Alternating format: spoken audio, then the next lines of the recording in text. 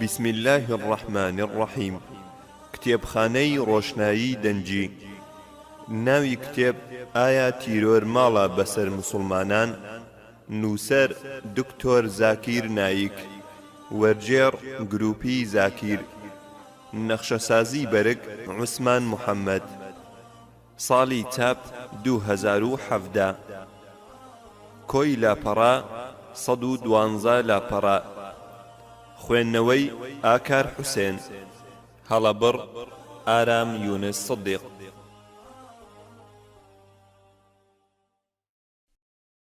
خوێنەری بەڕێز، ئەم تڕاکە بە کۆتا هات.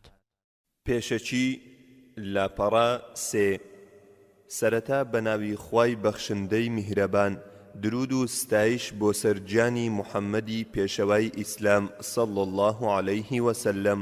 خوێنەری بەڕێز، مسلمانی خۆشەویست، کوردستانیانی عەزیز، لە سۆنگەی هەستکردنمان بە بەرپرسیارەتی بەرامبەر گەیاندن و بەرەو پێشبردنی ئاینی پیرۆزی ئیسلام و هەستکردنمان بە بڵاوبوونەوە و تەشەنەکردنی عەلمانیەت و بێدینی لە جیهان بەگشتی و کوردستان بە تایبەتی، وەلاوازی و سیستی و هەست نەکردن بە بەرپرسیارەتی تاچی کوردی مسلمان بەرامبەر بەرنامەی پیرۆزی ئاینی ئیسلام و تەنەزولکردن لێی و نەشارەزایی جیلی نوێی تاچی کوردی لە بەرنامە و پرۆگرامی ئیسلام و کەوتنەداوی تۆڕی ژەهراوی و کوشندەی دژەدین و عەلمانیەکان، ئێمە وەک گروپی زاکیر بۆ لادان و ڕەوانەوەی گومانەکان بڕیارماندا هەستین بە وەرجێڕان و کردنە پەرتووکی تەواوی بەرهەم و کۆڕ و سیمینارەکانی کۆمپیوتەرەکەی ئیسلام دکتۆر زاکیر نایک، بۆ ئەوەی بتوانین خزمەتێک بە تاچی کوردی مسلمان بکەین و کتێبخانەی کوردیشی زیاتر پێدەوڵەمەند بکەین.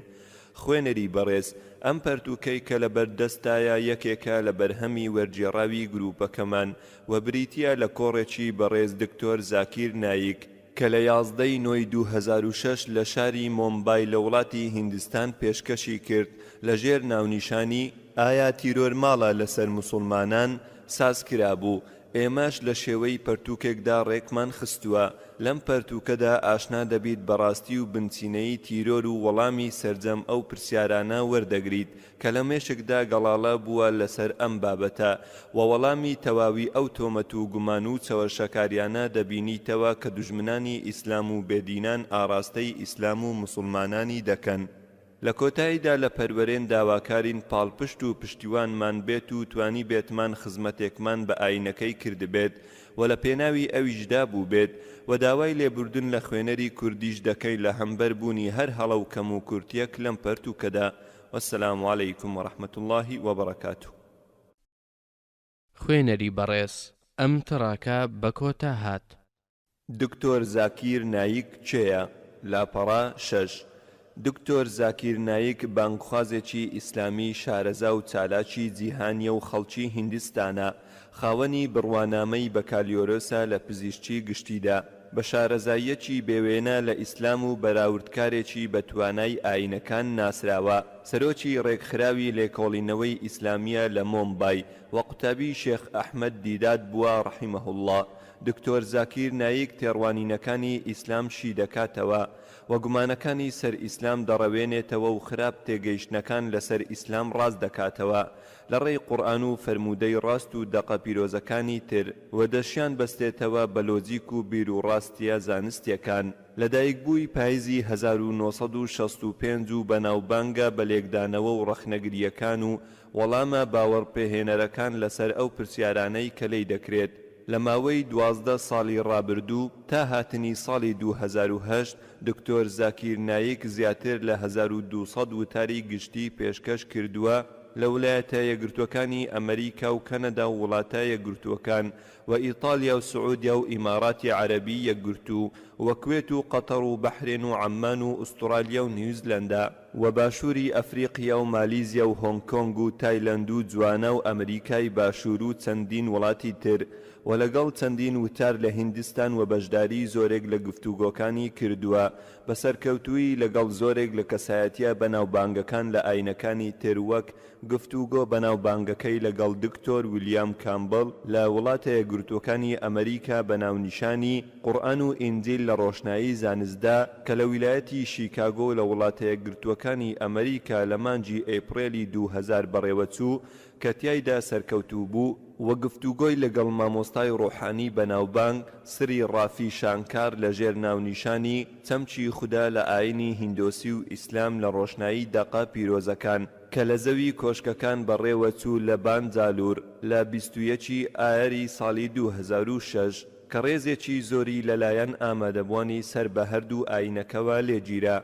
گۆڤاری ئاندیان ئێکسپرێس لە ڕاپرسیەکدا لە 26 فێبرابەری ساڵی 2009 پلەی 82 بەخشیا دکتۆر زاکیر نایک لە کۆی 100 کەسایەتی کاریگەر و بەهێزی ساڵی 2009 هیندستان کە زیاتر لە 1 ملیار کەسی هیندستان بەشداریان لەو ڕاپرسیە کردبوو و لە لیستی ناوی گەورەترین و باشترین دەمامۆستای ڕۆحانی لە هیندستان ناوی دکتۆر زاکیر نایک لە پلەی سێیەم بوو لە دوای بابا ڕامدێف و سری ڕافی شانکار کە ئەویش تاکە موسڵمان بوو لە لیستەکە بوونی هەبێت. دکتۆر زاکیر نایک لە ئێستادا وەک ڕووکارێکی ئیسلام و موسڵمانان دەردەکەوێت.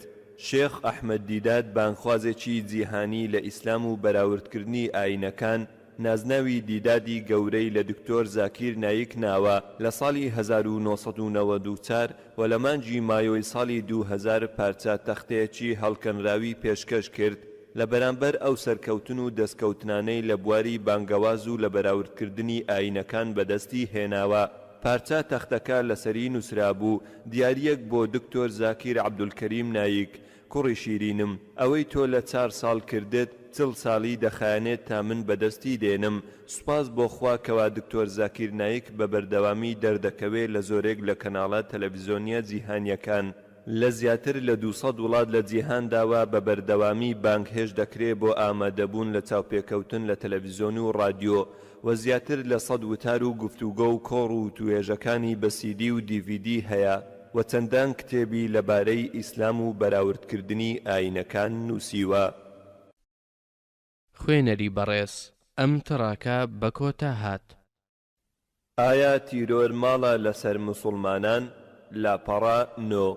دەست پێک برایان و خوشکانی ئەزیز بە سڵاوی ئیسلام سڵاوتان لێ دەکەم. ئەسسەلامو عەلەیکم وەڕەحمەت اللهی وەبەرەکاتوه. بابەتێک هەیە کە زۆر لەناو خەڵک و میدیاکان باوە ئەویش ئەوەیە کە هەمیشە ئیسلام دەبەسترێتەوە بە تیرۆرەوە بۆیە زۆرجار پرسیار دەکرێت ئایا تیرۆر ماڵە بەسەر موسڵمانانەوە؟ بۆیە لەم پەرتوکەدا بە وردی باس لەم بابەتە دەکەین و وەڵامی ئەم پرسیارە دەدەینەوە. سەرەتا با بزانین واتە و پێناسەی وشەی تیرۆر چییە؟ لە ڕاستیدا پێناسەکردنی وشەی تیرۆر زۆر قورسە چونکە چەندین پێناسەی شێوا و ناتەواو بۆ تیرۆر هەن و وشەکەش ئاماژە بە شتێکی بەردەستە ناکات و واتاکەی بە پێی شوێنی جوگرافی و ڕاستیە مێژوویەکان دەگۆڕێت. بۆیە پێناسەکردنی تیرۆر کارێکی گەلک گرانە بەڵام بە پێی فەرهەنگی ئۆکسفۆرد تیرۆر واتە بەکارهێنانی کردەوەی دڕندانە لە پێناو بەدیهێنانی ئامانجی سیاسی یان ناچارکردنی حکوومەت لەسەر ئەنجامدانی کردەوەیەک. ئەم وشەیە بۆ یەکەم جار لە کاتی شۆڕشی فەڕەنسی لە ساڵی 1970 سیاسەتمەدارێک بەناوی ئیدوین بیریک کە پیاوی بەریتانیا بوو بەکاری هێنا و دایڕشت.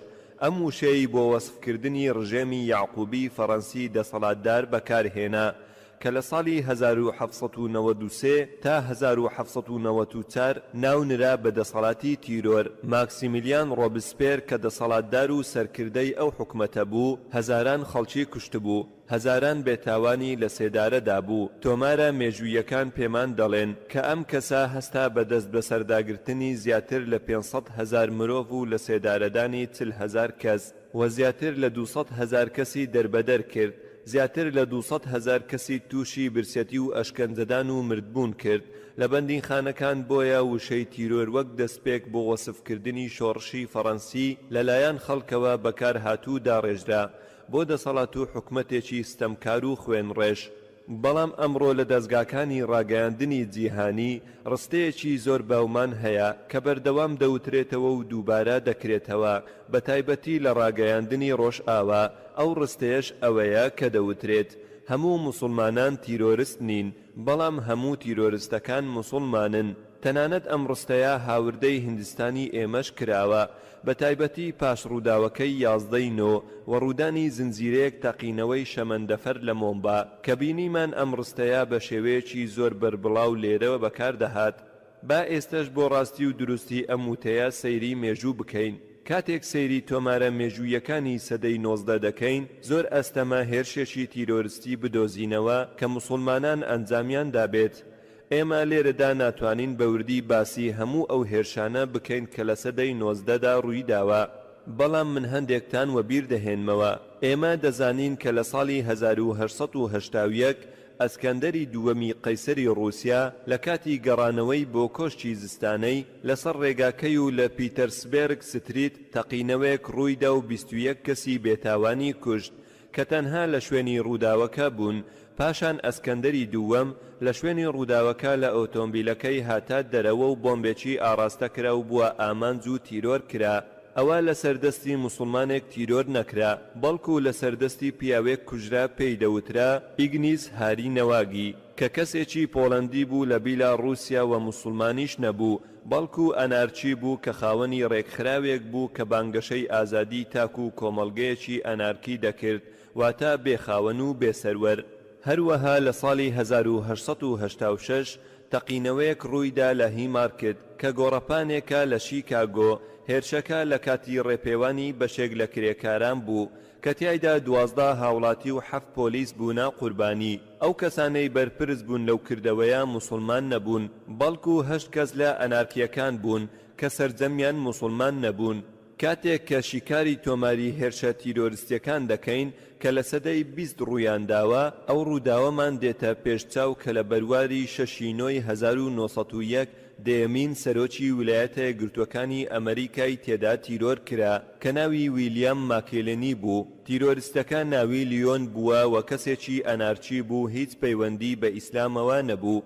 و هەروەها لە بەرواری 1910 تەقینەوەیەکی گەورە ڕوویدا لە تەلاری ڕۆژنامەی تایمس لە لۆس ئەنجلۆس کە 21 کەسی بێتاوانی کوشت و زیاتر لە 100 کەسی تر بەهۆی هێرشەکەوە بریندار بوون. ئەو کەسانەی کە بەرپرس بوون لەو تەقینەوەیە دوانیان مەسیحی بوون، ناویان جێمس و جۆزێف بوو و ئەوانیش موسڵمان نەبوون. هەروەها لە بەرواری 28 شەشی 1914 لە سارایفۆ لە فەڕەنسا سەرۆکی فەڕەنسا و هاوسەرەکەی تیرۆر کران کە ئەمەش ڕێخۆش کرد بۆ سەر هەڵدان و دروستبوونی جەنگی جیهانی یەکەم. کەسانی بەرپرس لەو تیرۆرکردنا سەر بە بزوتنەوەی لاوانی بۆسنە بوون کە هەندێکیان سڕبی بوون و ئەوانیش هەر موسڵمان نەبوون. و هەر لە مێژوودا چاومان بە ڕووداوێکی خوێناوی تر دەکەوێت کە لە بەرواری 16 چاری 1925 تەقینەوەیەک ئەنجام درا لە کڵێسای نیدالیا لە سۆفیای پایتەختی بولغاریا. بەهۆیەوە زیاتر لە 150 کەسی بێتاوان کوژران و زیاتر لە 500 کەسیش بریندار بوون. ئەو هێرشەش گەورەترین هێرشی تیرۆریستی بوو کە لە سەرخاچی بولغاریا ڕوویدا و دواتر دەرکەوت حیزبی کۆمۆنیستی لە پشت ئەو ڕووداوەوە دەستیان هەبووە و پێی هەڵساون و بە هەمان شێوە ئەوانیش موسڵمان نەبوون و هیچ پەیوەندیەکیشیان بە ئیسلامەوە نەبووە.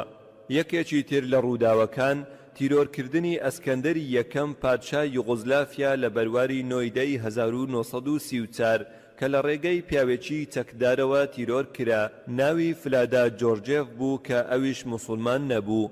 هەروەها بەرواری 1961 یەکەم فڕۆکەی ئەمریکی لە ڕێگەی کەسێکی ناموسڵمانەوە فڕێندرا کە ناوی ڕامێرس ئۆرتز بوو، دواتر داوای مافی پەنابەریەتی سیاسی کرد.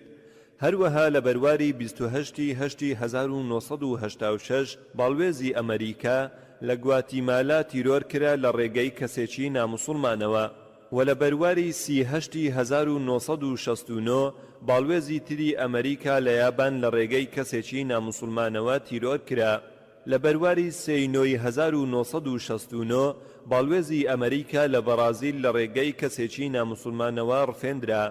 هەروەها هێرشە بەناوبانگەکەی ئۆکلاهوما کە لە بەرواری 19 چاری 1995 کە بارهەڵگرێکی پڕتەقەمەنی باڵەخانەی فیدرالی لە ئۆکلاهوما کردا ئامانج کە تێیدا 166 کەسی بێتاوانی تێدا بوونە قوربانی و سەدان کەسی تریش بریندار بوون. لە سەرەتادا لە ڕۆژنامەکانەوە هەواڵەکە بەم جۆرە بڵاو بووە کە گوایە ئەمە پیلانی ڕۆژهەڵاتی ناوەڕاستە.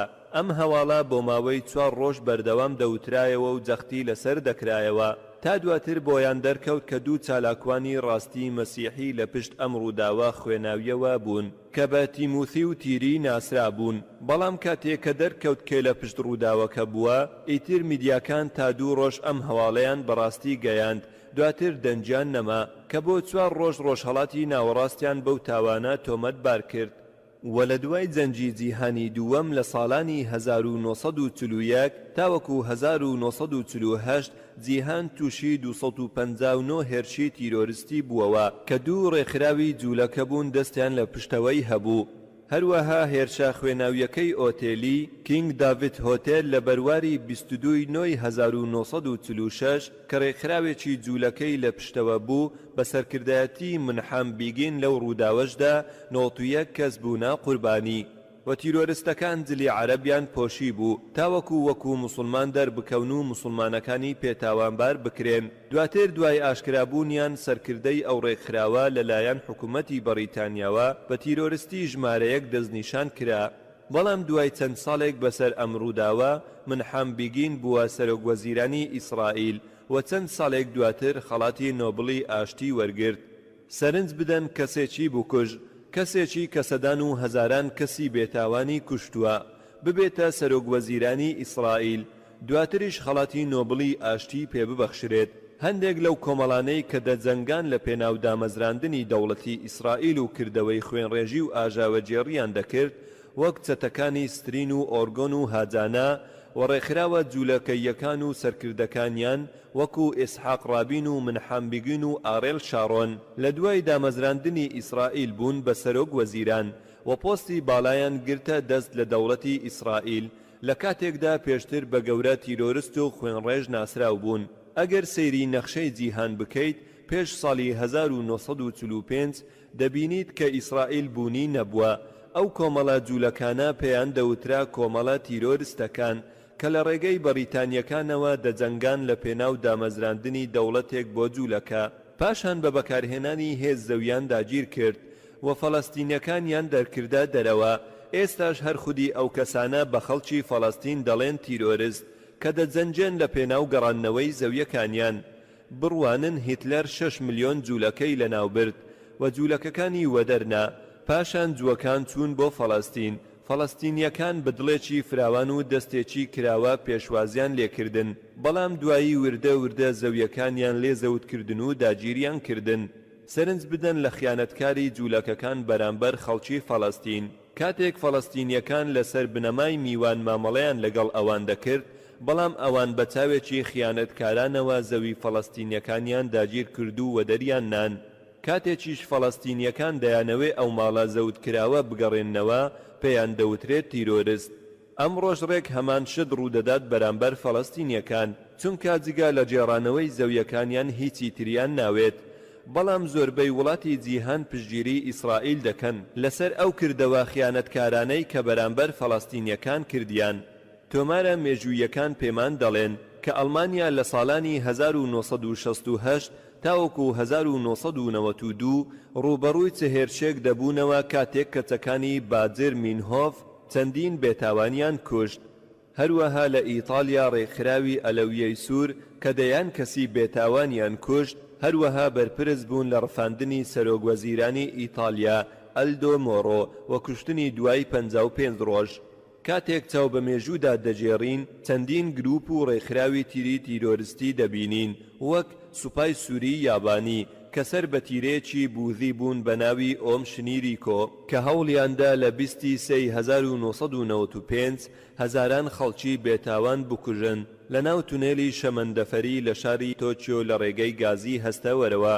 بەڵام خۆشبەختانە پلانەکەیان بە تەواوی سەرکەوتوو نەبوو و تەنها 12 کەس کوژرا، بەڵام زیاتر لە 5700 کەسی بێتاوان بریندار بوون بەهۆی گازی هەستەوەرەوە. لە بەریتانیاش بۆ ماوەی نزیکەی 100 ساڵ سوپای کۆماری ئیرلەندی کە کاتۆلیکی بوون چەندین هێرشیان ئەنجام دەدا لە دژی بەریتانیا، بەڵام هەرگیز پێیان نەدەوترا تیرۆریست. بەڵکو پێیان دەوترا ئێڕا لە کاتێکدا چەندین هێرشی تیرۆریستیان ئەنجامدا. تەنها لە ساڵی 1972 سێ تەقینەوەیان ئەنجامدا کە لە یەکەم دانەدا 7 کەس کوژرا و لە دووەمدا 11 کەس و لە سێیەمدا 9 کەس. هەروەها لە ساڵی 1974دا دوو تەقینەوەیان ئەنجامدا، یەکێکیان کە گازینۆی جیلفۆرد کە 5 کەس بوونا قوربانی، 44 کەس بریندار بوون و تەقینەوەی دووەم لە گازینۆی بێرمینگهام بوو کە تیایدا 21 کەس بوونا قوربانی و 182 کەس بریندار بوون. ڕوودا و چالاکیە هاوشێوەکانی ئەمانە زۆرن کە باز بکرێن، بەڵام لێرەدا من تەنها کەمێکیان باز دەکەم. لە ساڵی 1966 تەقینەوەیەکیان ئەنجامدا لە لەندەن، 2 کەس کوژران و زیاتر لە 100 کەس بریندار بوون. هەر لە ساڵی 1966 تەقینەوەیەکی تریان کرد لە ناوچەی بازارگەرای لە مانچستەر کە زیاتر لە 200 کەس بریندار بوون و 2 ساڵ دواتر واتە لە بەرواری 15 هەشتی 1998 تەقینەوەیەکیان ئەنجامدا لە بامبرج کە ئۆتۆمبیلێکی کە 500 پاوەند تەقەمەنی هەڵگرتبوو تەقیەوە کە بەهۆیەوە 35 کەس بوونا قوربانی و هەر لە هەمان ساڵدا کە ئامارەکانی ئۆمە پێمان دەڵێن کە بە هەمان پلانەوە تەقینەوەیەکی تریان ئەنجامدا و تێیدا 29 کەس بوونا قوربانی و 330 کەسیش بەهۆی ڕووداوەکەوە بریندار بوون. بۆ دڵنیابوونتان هەموو ئەم بەڵگە و سەرچاوانە لە ناموسڵمانەکانەوە وەرگیراوە و موسڵمان نەینووسیوەتەوە، بەڵکو لە راپۆرتەکانی دەستەی میدیایی بەریتانی BBC-ەوە وەرگیراوە. ئەگەر بگەڕێیتەوە بۆ ئینتەرنێت دەتوانی لەو سەرچاوانە دڵنیا ببیتەوە. بەڵام زۆربەی جارەکان کاتێک ڕووداوێکی گەورە ڕوودەدات میدیاکان ژمارەی جیاواز بڵاو دەکەنەوە، بەڵام کاتێک ڕووداوێکی بچووک بێت ئەوە ژمارەکان ژمارەی بچووک و دڵنیاکەرەوە دەبێت و دایما لە ڕووداوە گەورەکانیش ژمارە بچووکەکان وەردەگرین، چونکە ڕاستترین یانە و پشتمان بەستووە بەو سەرچاوانەی کە موسڵمان نین. لە 4 سەی 2001 دەستەی میدیایی بەریتانی BBC لەلایەن سوپای کۆماری ئیرلەنداوە تەقێنرایەوە، بەڵام ئەو کەسانە پێیان نەوترا تیرۆریستی کاتۆلیکی. ئەمڕۆ لە ئامارەکانی حکوومەتی بەریتانیادا ئاماری ئەو تەقینەوانەی کەوا گومان دەکرێ موسڵمان ئەنجامیاندابێ لە نێوان 5-7 هێرشدایە و تەنها گومانیشا واتە ناتوانن دڵنیات بکەنەوە کە ئایا موسڵمان ئەنجامی داوا یاخود کەسانی بێباوەڕ و هەموو ئەو تەقینەوانش کەوا گومان دەبرێت دەستی موسڵمانی لە پشتەوە بێ ژمارەی قوربانیەکان ناگاتە 50 کەس. تەنانەت ئەگەر وا دانین کە تەقینەوەکەی 7 نۆی 2005 موسڵمانان ئەنجامیان داوە، تەنانەت بەم جۆرە هێشتا هیچ ڕێگەیەک نییە بۆ بەراوردکردنی لەگەڵ ئەو ڕەشە کوژیەی کە سوپای کۆماری ئیرلەندی بەو تەقینەوانە کردی و ڕیسوایی بۆ خۆی هێنا و سەدان و هەزاران خەڵکی بێتاوان کوژران. سەرەڕای ئەمەش ئەمڕۆ بەریتانیا زیاتر لە موسڵمانەکان دەترسێ لە چاو سوپای کۆماری ئیرلەندی کە 100 ساڵە کاری تیرۆریستی لە وڵاتە دەکات. بێگومان ئەمەش بەهۆی ڕێنمایی جۆرج بۆش بۆ تۆنی بلێر سەرۆکی حکوومەتی بەریتانیا بوو کە پێیوت تیرۆریستە موسڵمانەکان ترسناکترن لە IRA کەچی لە ڕاستیدا IRA مێژوویەکی 100 ساڵەی خوێناوی و پڕکردەی تیرۆریستی هەیە لەگەڵ بەریتانیا. مێژوو دەڵێت کە لە ئیسپانیا و فەڕەنسا ڕێکخراوی تیرۆریستی ETA هەستا بە جێبەجێکردنی 36 هێرش. لە ئەفریقیاش ڕێکخراوی زۆر هەیە، بەڵام ئەوەی شایانی بیرهێنانەوەیە و یەکێک لە زیاترینی ڕێکخراوە خراپەکان و ناوزراوەکان کە پێی دەوترێت سوپاس ڕزگارکردن. ئەمە ڕێکخراوێکی مەسیحی تیرۆریستیە، ڕاهێنان بە مێرمنداڵی بچووک دەکەن بۆ جێبەجێکردنی هێرشی تیرۆریستی. کاتێک دێینە سەر سریلانکا دەبینین کە بزوتنەوەی پڵینگەکانی LTTE کە یەکێکە لە خراپترین و تونڕەوترین ڕێکخراوە تیرۆریستیەکانە لە جیهاندا، ئەوان پسپۆڕن لە تەقینەوە خۆکوژیەکان، تەنانەت پەنا دەبەنە بەربەکارهێنانی منداڵ ڕاهێنانیان پێدەکەن، ڕێگەیان پێدەدەن بەشداری بکەن لە تەقینەوە خۆکوژیەکان. خەڵکی هەمیشە دەزانن کە پەیوەندیەک هەیە لە نێوان تەقینەوە خۆکوژیەکانی فەڵەستین و ئێران، بەڵام ئەگەر بگەڕێت لە تۆمارە مێژوویەکان دەبینیت ئەوانەی کە تەقینەوە خۆکوژیەکانیان بڵاو کردەوە بریتین لە پڵینگەکانی LTTE. چێن ئەوانە هیندۆسین، بەڵام راپۆرتە هیندیەکان ناڵێن هیندۆسیە تیرۆریستەکان، بەڵکو دەڵێن LTTE هەروەها لە هیندستان ڕێکخراوی سیخی دەبینین کە لە تۆڵەی هێرشێکی حکوومەت لە 5/6/1984 بۆ سەرپەرستگای ئاڵتوونی کە تیایدا 100 کەس کوژران لە سیوێکی دەی 1984 هەستان بە تیرۆرکردنی سەرۆکوەزیرانی ئەو کاتە ئەندێرا غاندی کە یەکێک لە پاسەوانەکانی خۆی کە سیخی بوو تیرۆری کرد. ئەگەر بڕۆیتە پێگەی دەواازەی تیرۆر لە باشووری ئاسیا ئەوە موسڵمانان نابینن کە بەڕێوبەر بن لەو ڕێکخراوانە بەڵکو ناموسڵمانن. کاتێک لیستێکی ڕاستی دەبینین لەسەر ڕووداوە تیرۆریستیەکان ئەوە کەمترین ڕێژە بەر موسڵمانان کەوتووە کەچی لە میدیاکانەوە ئەو ڕاستیە دەرناخرێ و ڕاستیەکان دەشێوێندرێ. ئەگەر بڕۆیت بۆ باکووری ڕۆژهەڵاتی هیند بۆ تریبورا ڕێکخراو گەلێکی تیرۆریستی مەسیحی هەن بۆ نمونە وەک ATTF هێزی هەموو پڵنگەکانی تریبورا بەرەی ڕزگارکەری نیشتیمانی تریبورا NLFT کە مەسیحین و چەندین کەسیان کوشت لە هیندۆسیەکان. ئەگەر بڕۆیت بۆ راپۆرتەکانی ئینتەرنێت ئەو هێرشەت دەکەوێتە بەرچاو کە لە 2/2004 ئەم گروپە مەسیحیانە کردیانە سەر هیندۆسیەکان و 44 کەسیان لێکردن بە قوربانی و چەندی تر بریندار بوون. لە ئەسام کە هەرێمێکە لە هیند ڕێکخراوی ئەولفا هەیە. ئەو ڕێکخراوە هەرخۆی بەتەنیا بە درێژایی 16 ساڵی ڕابردوو لە ماوەی ساڵانی 1990 تاوەکو 2006 سەرکەوتوو بوون لە جێبەجێکردنی 749 هێرشی تیرۆریستی. سەرنجی ئەو ژمارە زۆرە بدا ئەوەی جەنگاوەرە کشمیریەکان کردیان بەراورد ناکرێت پێیان، بەڵام کاتێک کە ڕۆژنامەکان دەخوێنیتەوە جگا لە هەواڵی هێرشە کشمیریەکان هیچی تر نابینین. باسی 2 ساڵی ڕابردووتان بۆ دەکەم. من بانگەواز دەکەم لە هیندستان و چەند ناوچەیەکی جیهان. ئەمە سوپاسی خودای پێویستە و چەند جارێکیش بانگ هێشت کراوم بۆ سەردانکردنی کشمیر، بەڵام بیرم کردەوە ئایا ئەم کاتە گونجاوە بۆ ڕۆیشتن یان نا. تا لە کۆتاییدا لە مانجی نۆی 2003 بڕیارمدا بڕۆم بۆ کشمیر و کۆڕێکم پێشکەش کرد لە سرینجار. ڕێکخەرەکان پێیان ڕاگەیاندم کە ئەمە یەکەم جارە لە ماوەی 14 ساڵی ڕابردوو کە حکوومەت ڕێگە بدات کۆڕێکی گشتی ئەنجام بدرێت. کۆڕەکەی من لە ناوچەی بۆلۆ ڕێکخرا لە کشمیر کە 100,000 کەس ئامادە بوون. لە ناوڕاستی ئەو نائارامیە ئاسایشێکی توندیان بۆ من دەستەبەر کردبوو. پرسیارم لێکردن کە بۆچی ئەم هەموو خەڵک چەک بەدەستم لەگەڵدایە. لە کاتێکدا چەند جارێک چووبووم بۆ شوێنی تر وەکو جۆڵمار و باهاڵ جاموو هەتا دوایی کۆڕم لێ پێشکەش کردوون و هەرگیز ئاسایشێکی واتوندم بۆ دەستەبەر نەکراوە. بەڵام دواتر زانیم کە ڕێکخراوی ئۆلفا کار دەکات بۆ تیرۆرکردنی موسڵمانان. سوپاس بۆ خوددا ئەگەر ئەو ئاسایشە نەبوایە لەو کاتەیە گومان هەیە کە ئێستا من لای ئێوە ئامادە دەبووم یان نا. ڕێکخراوی ئۆلفا هیندۆسی بوون. چەند جارێک لە ڕۆژنامە و میدیاکان زانیاریم دەربارەیان بیست بوو، بەڵام هەرگیز لە سەرەتای ڕۆژنامەکان یان سەرەتای هەواڵەکان گوێم لە هەواڵیان نەبووە و چەندین ڕێکخراوی کەش هەن کە بەکەمی باسییان لێوە دەکرێ وەک ماویە شیوعیەکان. ئەوان سەرچاوی یەکەم و خاوەن زۆرترین هێرشە تیرۆریستیەکانن کە لە هیندستان ڕوویان داوە.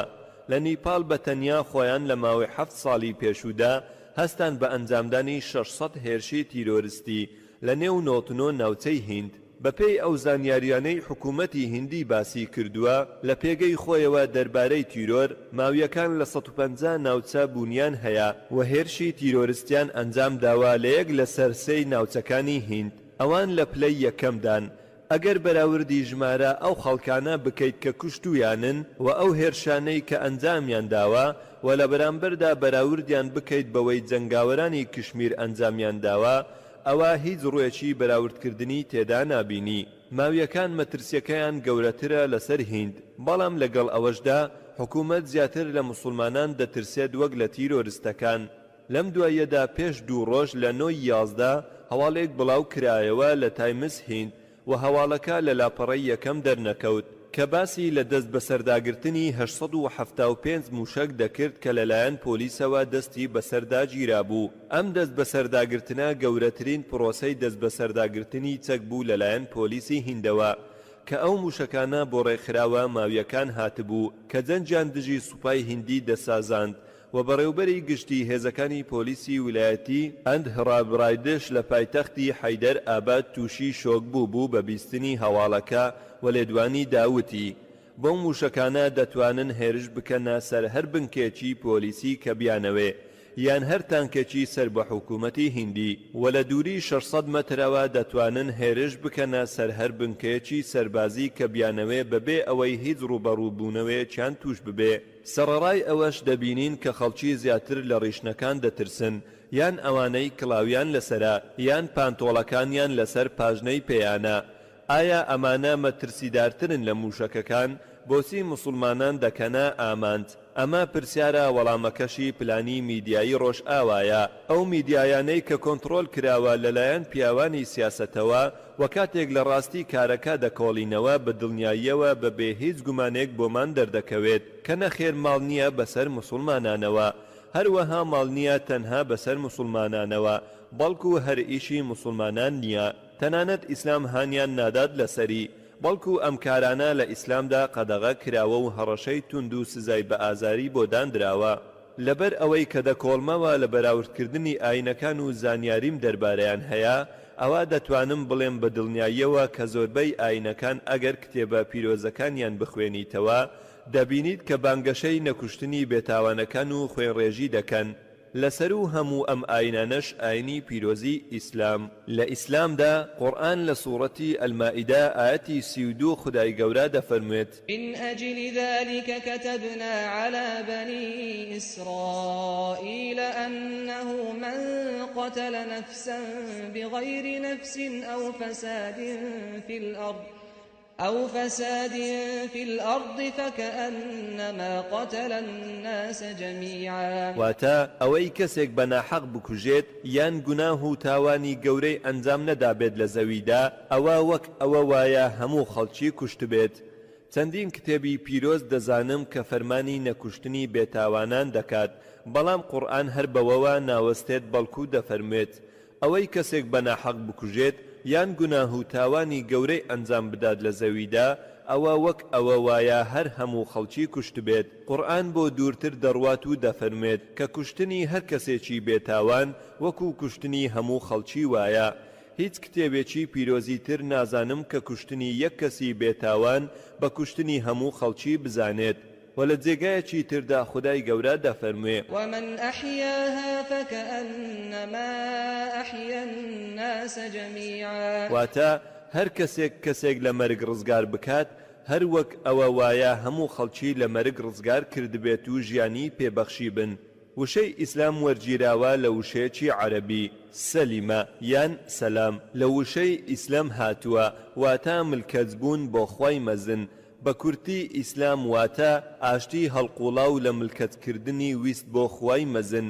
ئیسلام ئیدانەی هەموو شێوەکانی تیرۆر دەکات و هەر کردەوەیەک کە کوشتنی بێتاوانەکان بگرێتە خۆی، چ تەقینەوەکانی 11 بێت کە هێرش کرایە سەر تاوەری بازرگانی یان تەقینەوەکانی لەندەن بێت لە 7 بێت کە زیاتر لە 50 کەسی بێتاوان بوونا قوربانی. لە ڕووداوی دوو تاوەرەکەی کە نیویۆرک زیاتر لە 3000 کەس کوژران، یان لە ڕووداوی تەقینەوەکەی لە لەندەن زیاتر لە 50 کەس کوژران، یان زنجیرە تەقینەوەی مۆمبای ساڵی 1993 کە زیاتر لە 250 کەس بوونا قوربانی، یان ڕووداوی دووهەمین تەقینەوە کە لە 11/7/2006 ڕوویدا کە ژمارەی قوربانیەکانی 200 کەسی تێپەڕاند. ئیسلام ئیدانەی هەمویان دەکات کە قەدەغە کراون هیچ پاساوێک نییە بۆ کوشتنی کەسێکی بێتاوان.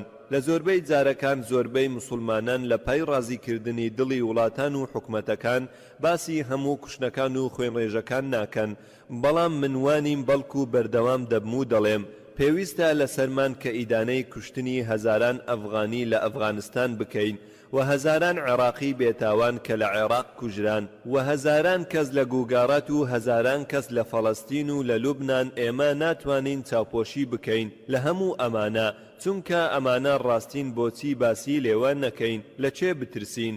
هەموو شێوەکانی تیرۆر ژیانی بێتاوانەکان لەناو دەبن. دەبێت ئیدانە بکرێن، بکەرەکانی مسلمان بن یان نامسلمان. بەڵگەی تەواومان لە بەردەست نییە کە ڕووداوەکانی 9/11 یان 7/7 یان تەقینەوەی شەمەندەفەرەکان کە مسلمانان ئەنجامیان دابێت. تۆمەتبارکردنی مسلمانان تەنها گومانە، تەنانەت کاتێک کە ڕاستی ئەنجامدەری ئەم ڕووداوانەمان بۆ دەرکەوت کە موسڵمانە یان ناموسڵمانە دەبێت خودی ڕووداوەکە ئیدانا بکرێت چونکە قەدەغا کراوە. ئێمە دەزانین کە زۆربەی ئاینەکان ناڵێن بڕۆ بێتاوانەکان بکوژە و تیرۆر ماڵ نییە بەسەر هیچ ئاینێک. لە ڕاستیدا کاتێک ورد دەبینەوە لە ڕێکخراوێک یان گروپێکی تیرۆریستی دەبینین کە تیرۆریستەکان خۆیان دەدەنا پاڵ ئاینەکان. کاتێک تێڕەمان دەکەین بۆمان دەردەکەوێت کە سەر بە ئاینە جیاوازەکانن. تیرۆر هەیە مەسیحیە، تیرۆریستی کاتۆلیکی، تیرۆر هەیە جوولەکەیە، تیرۆر هەیە هیندۆسیە، تیرۆر هەیە موسڵمانە، تیرۆر هەیە بوذیە، تیرۆر هەیە سیخیە. ئەوان سەر بە ئاینە جۆرا و جۆرەکانن.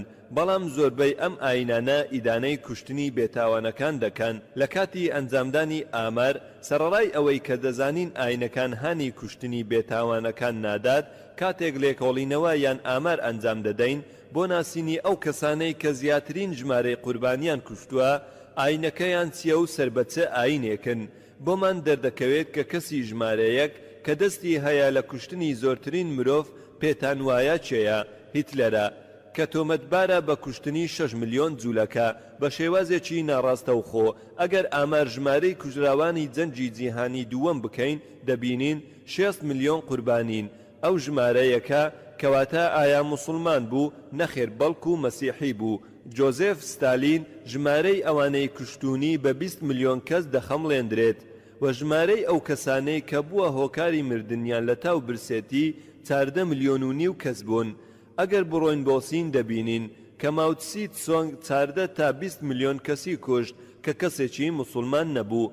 مێژوو پێمان دەڵێت کە مۆسۆلینی لە ئیتالیا 400,000 مرۆڤی کوشت لە خەڵکی بێتاوان و ئەو کەسەی کە شۆڕشێک بە ناویەوە ناونرا کە مەبەستمان ماکسیمیلیان ڕۆبسپێرە هەستا بە ئەشکەنجەدانی ژمارەیەکی زۆر لە هاوڵاتی و زیاتر لە 200,000 کەس بەهۆی برسێتی و دەربەدەری بوونا قوربانی، جگە لەوەی 40,000 کەسی تری لە سێدارەدا.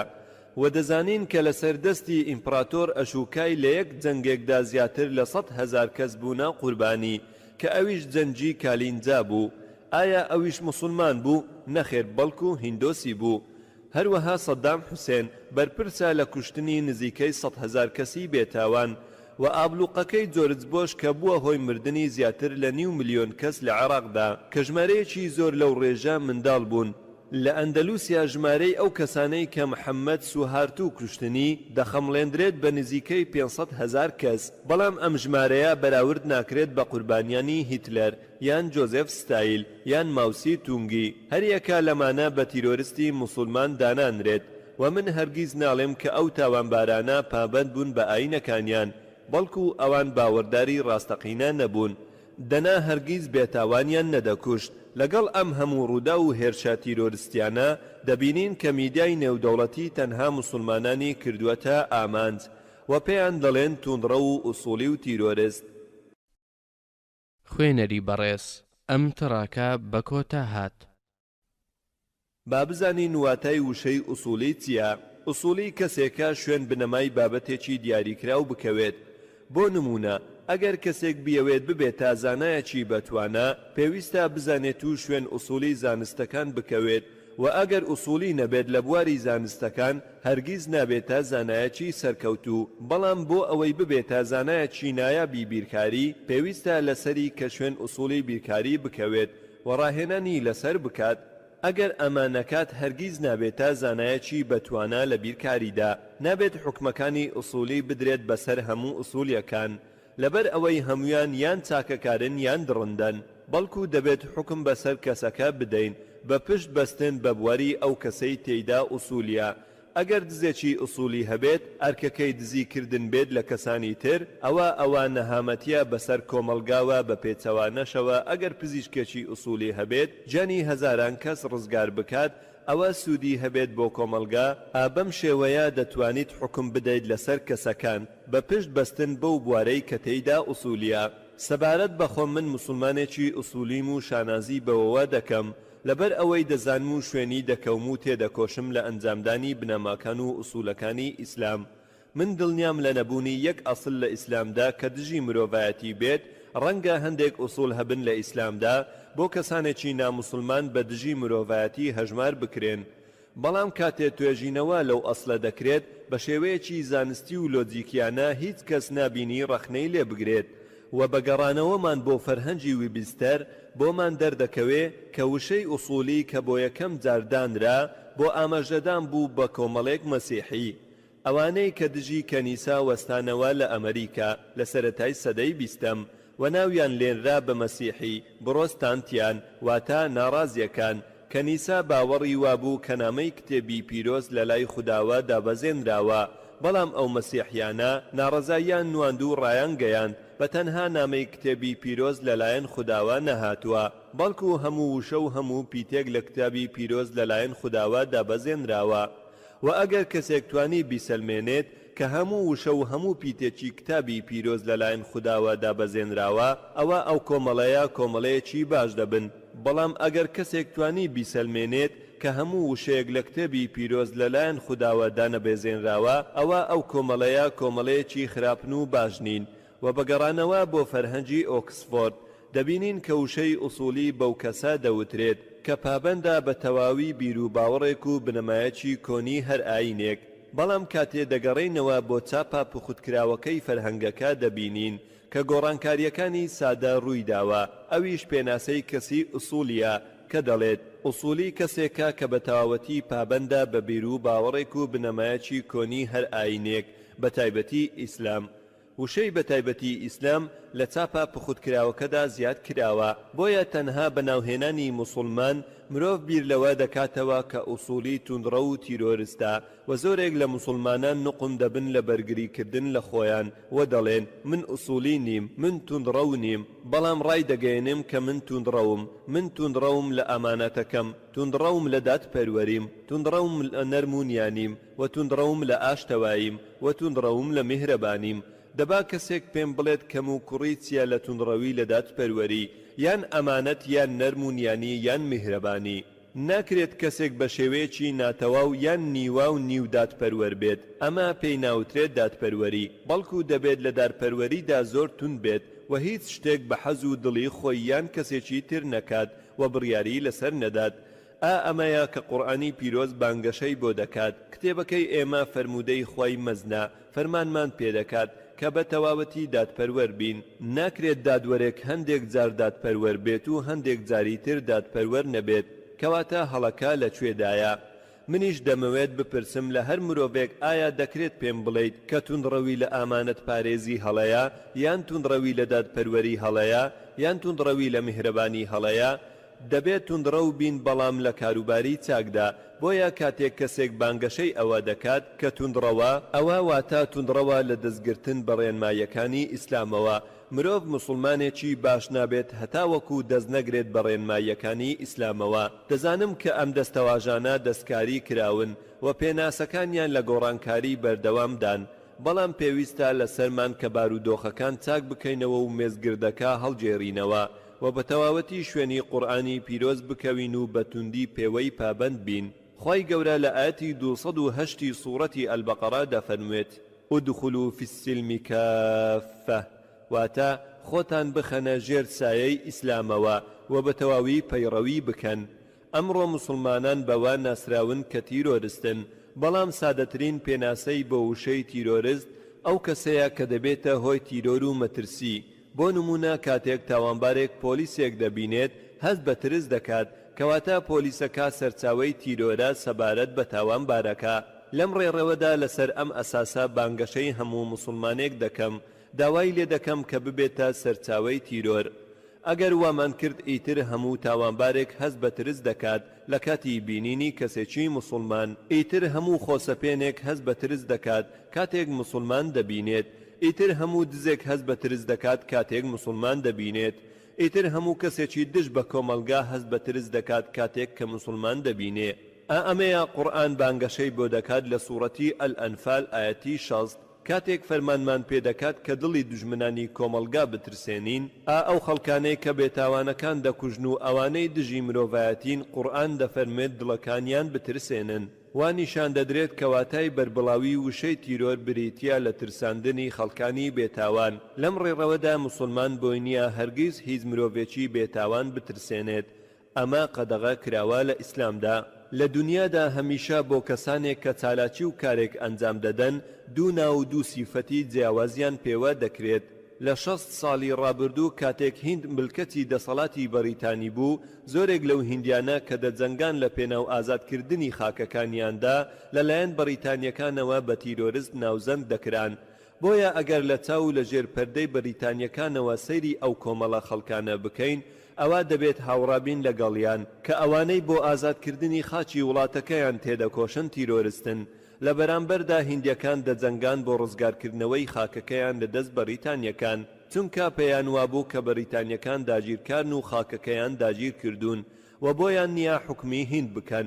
بۆیە ئەگەر لە چاو لە تێڕوانینی هیندیەکانی شەوە سیر بکەین، ئەوە دەبێت پێمان وابێت کە ئەو هیندیانە کە بەریتانیەکان بە تیرۆریستیان دەزانن نیشتیمان پەروەرن و بەرگری لە ئازادی دەکەن و لە پێناو وڵاتیان دەجەنگن. ئێستا ئێمە باوەڕ بەکەم لەم دوو تێڕوانینە بکەین، باوەڕ بە بەریتانیەکان بکەین و بە تیرۆریستیان بزانین. ئایا هاوڕابین لەگەڵیان؟ نەخێر، هەرگیز تەنها بەوتی بەریتانی و ئەمریکیەکان ئەوە ناگەێنێت کە باوەڕیان پێ بکەین، بەڵکو دەبێت دادپەروەر بین. ئەوانە کەسانێکن نیشتیمان پەروەر بوون دەجەنگان لە پێناو ئازادی خاک و گەلەکەیان. بۆیە پێویستە لەسرت پێش بڕیاردان بەسەر هەر کەسێک هەوڵ بدەیت هۆکاری خەباتکردنەکەی بزانیت. چەندین نمونەمان هەیە لە مێژووی جیهان، بەڵام ناتوانین بە وردی هەمویان ئاماژە پێ بدەین لەم نووسراوەدا. بۆیە تەنها یەک نمونەتان وە بیر دەهێنمەوە سەبارەت بە شۆڕشی ئەمریکی کە لە سەدەی 19 ڕوویدا. ئایا دەزانیت کە لە کاتی شۆڕشی ئەمریکی ساڵی 1875 چەندین جەنگاوەری ئەمریکی پەیدابوون بۆ بەدیهێنانی ئازادی؟ کاتێک بەریتانیا حکمی ئەمریکای دەکرد، حکوومەتی بەریتانی پێیدەوتن تیرۆریستەکان، بەڵام ئەوانە لە پێناو ئازادی دەجەنگان، ئیدی بۆ تیرۆریستن. لە سەروی هەمویانەوە بنجامین فرانکلین و جۆرج واشنتۆن. حکوومەتی بەریتانیا ئەو کەسانەی بە تیرۆریستی ژمارە یەک دادەنا و جۆرج واشنتۆن پێیدەوترا تیرۆریستی ژمارە یەک، بەڵام دواتر بوو بە سەرۆکی ویلایەتە یەکگرتووەکانی ئەمریکا. سەرنج بدەن ئەو کەسەی کە دوێنێ تیرۆریستی ژمارە یەک بوو ئەمڕۆ بووە بە سەرۆکی ویلایەتە یەکگرتووەکانی ئەمریکا و هەروەها بوو بە باوکی ڕۆحی سەرجەم سەرۆکەکانی دواتری ئەمریکا، لەوانەش جۆرج بۆش. ئەگەر کتێبی پیرۆز بخوێنیتەوە دەبینیت باسی کوشتن دەکات. ئەگەر سەفەری عەدەد بخوێنیتەوە ئیصحاحی 31 ژمارە 1:19 و سەفەری خروج ئیصحاحی 22 ژمارە 18-20 و سەفەری خروج ئیصحاحی 32 ژمارە 27-27 و مەسیح عیسا سەلامی خودای لەبێت خودی خۆی لە ئینجیلی لۆقا ئیصحاحی 22 ژمارە 36 وتی شمشێرەکە ببە و بڕۆ بجەنگە. با لێرەدا بەسەرهاتێکی خۆمتان بۆ بجێڕمەوە لە کاتی یەکێک لە گەشتەکانماندا، لە کاتی گەیشتنم بە وڵاتێک کە بڕیار وابوو بانگەوازی تێدا بکەم.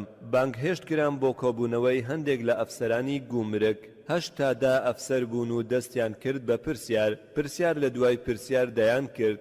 ئیتر من پەیوەندیم کرد بەو کەسەی میوانداری دەکردم، دەست بەجێ و پێم ڕاگەیان کە دڵەڕاوچێ نەیگرێت. من کەمێک دوا دەکەوم چونکە خەریکی بانگەوازم. من سەفەری زۆر وڵات دەکەم، بۆ بانگەوازی و سەردانی ئوسترالیا و بەریتانیام کردووە چەند جارێک. من دەزانم زۆرێک لەو هاوڕێیانم کە بانگەواز دەکەن تووشی گرتن و لێکۆڵینەوە دەبنەوە. مەبەستم لە هاوڕێیانم نییە لە مۆمبای، بەڵکو باسی ئەو بانگەوازکارە نێودەوڵەتیانە دەکەم کە زۆر سەفەر دەکەن، تیایاندا دووچاری دەست بەسەرداگرتن و ڕاوەدونان کراون، بەڵام بە فەزلی خوددا من دەست بەسەر نەکرام یان ڕاونەنرام. هەتا ئێستا من لەو گەشتانمدا چەند کات ژمێرێک بە بانگەوازەوە بەسەر دەبەم. من بە هەلی دەزانم و دڵخۆشم بە قۆستنەوەی ئەو کاتانە بۆ بانگەوازی خەڵکی. گرنگ ئەوەیە من کەڵک لە کتێبە پیرۆزەکانیان وەردەگرم بۆ شوێنکەوتنی قورئان و ڕێنماییەکانی ناوی. لە سوورەتی ئالی عیمران ئایەتی ژمارە 84 دا خوددا دەفەرموێت: قل آمنا بالله وما أنزل علينا وما أنزل على إبراهيم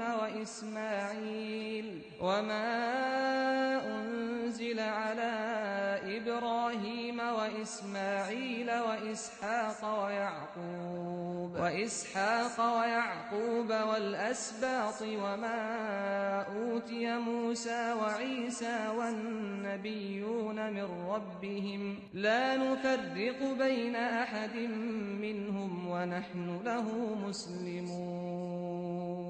واتا ورن بدەم بانگەواز و بەرنامەکەیەوە وەکە هاوبەش و هاوسەنگ لە نێوان ئێمەش و ئێوەشدا. کاتێک دەگەی بە وشەی هاوبەش هەموو کێشەکان چارەسەر دەکات. کۆڕەکەی ئەمڕۆ بڕیاروا بوو پێش زیاتر لە مانگێک ئەنجام بدرایە، بەڵام ناچار بووم لە لەندەن بم، بۆیە ئەم کۆڕە دواخرا. کاتێک گەیشتم لە کاتژمێر 8 تا 10 بوو، پەیوەندەکی تەلەفۆنیم بۆ هات لە هاوسەرەکەمەوە.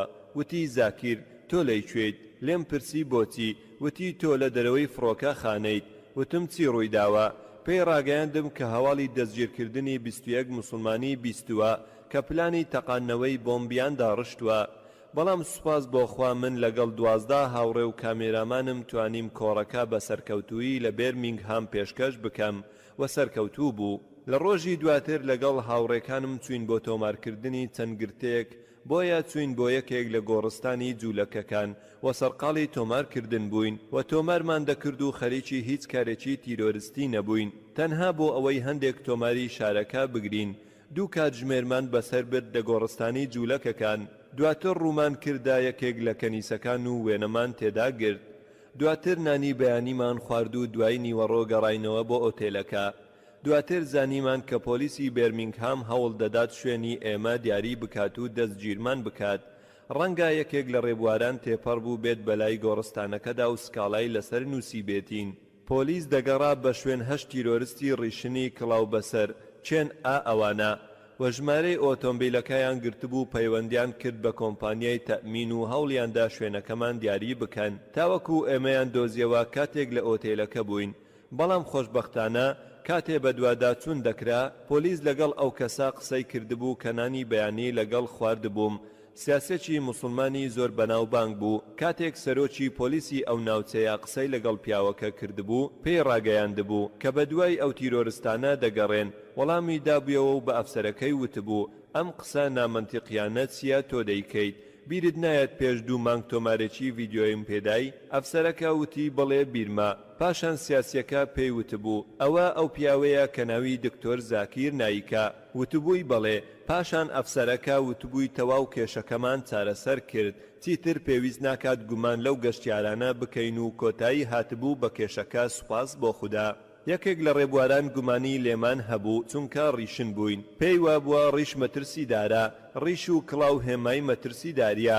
پێویستە لەسەرمان وەکو موسڵمان نەترسین و حەق بڵێین بەڵام بەدانایی. دەبێت ئاگادار بین. خی گەورە لە سوورەتی ئەنەحل لە ئاەتی ژمارە 25 دا دەفەرمێ ئودعوا إلى سبيل ربك بالحكمة والموعظة، واتە بانگەوازی بکە بۆ لای بەرنامە و ڕێبازی پەروەردگارت بە حکمت و دانایی و گفتوگۆ و مجادەلا بە جوانترین شێوە.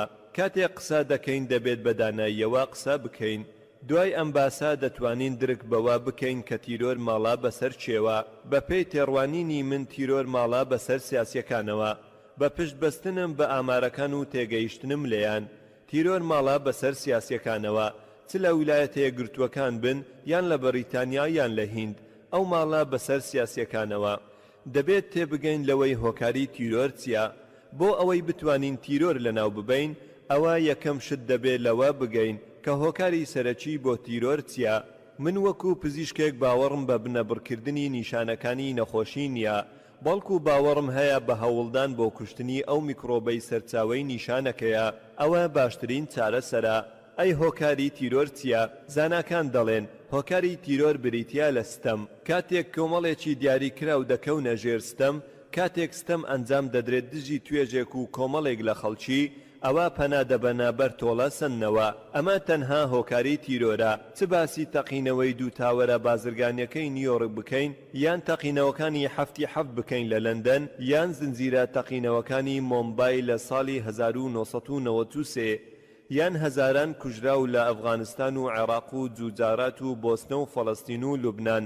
بۆمان دەردەکەوێت کە هۆکارە سەرەکیەکەی سیاسەت و سیاسیەکانن. کاتێک گەیشتمە بەریتانیا پرسیارم لە خۆم کرد دەربارەی دەست بە سەرگرتنی 21 گەنجی موسڵمانی ئەو وڵاتە.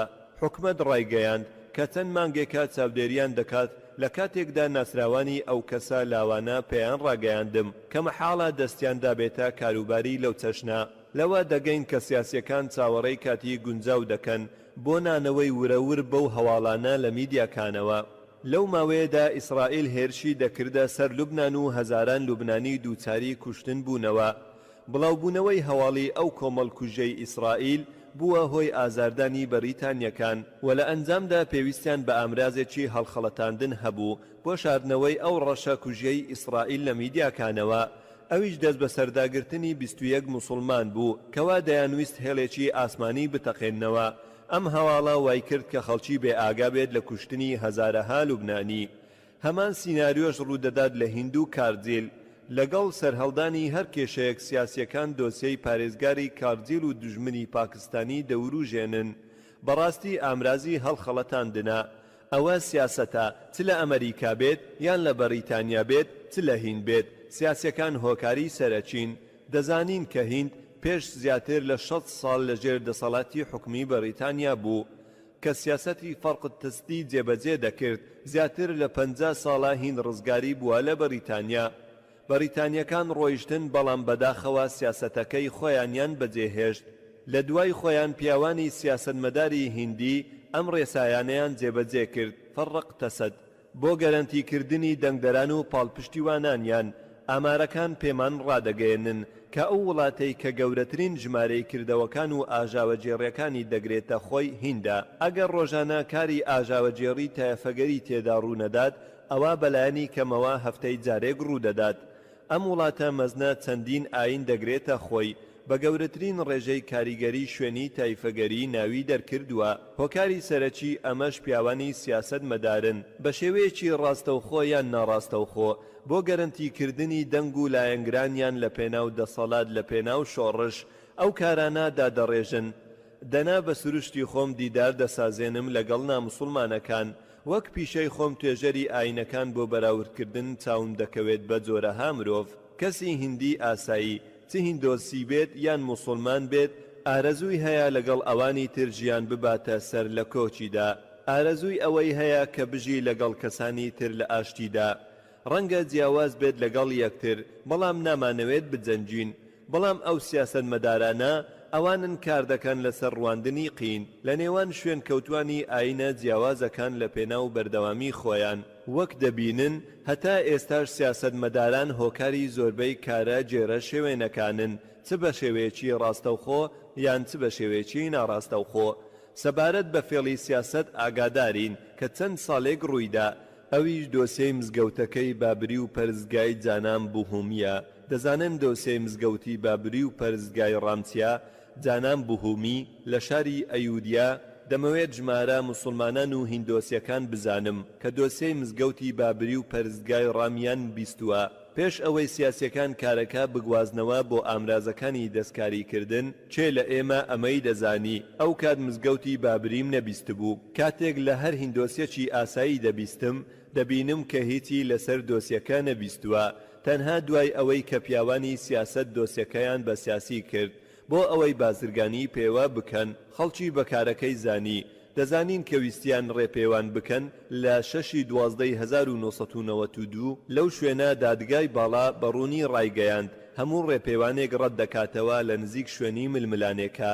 بەڵام هەندێک پیاوانی سیاسی دەستکاری دۆسیەی مزگەوتی بابری و پەرزگای ڕامیان کرد و ویستیان ڕێپێوان ئەنجام بدەن تا لە 6/12 دادگا پشتگیری کردن لە ئەنجامدانی ڕێپێوان. لە توانایان هەبوو کە گرتبوونەوەکە بە ئاسایی کۆتایی پێبهێنن بە ئاسانی.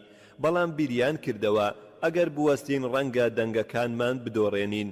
بۆیە وازیان هێنا ڕێپێوانەکە ڕووبدات. ڕێپێوانەکە ڕوویدا و ڕایانگەیاند کە هەزاران کەس ڕێپێوان دەکەن بە شێوەیەکی هێمنانە.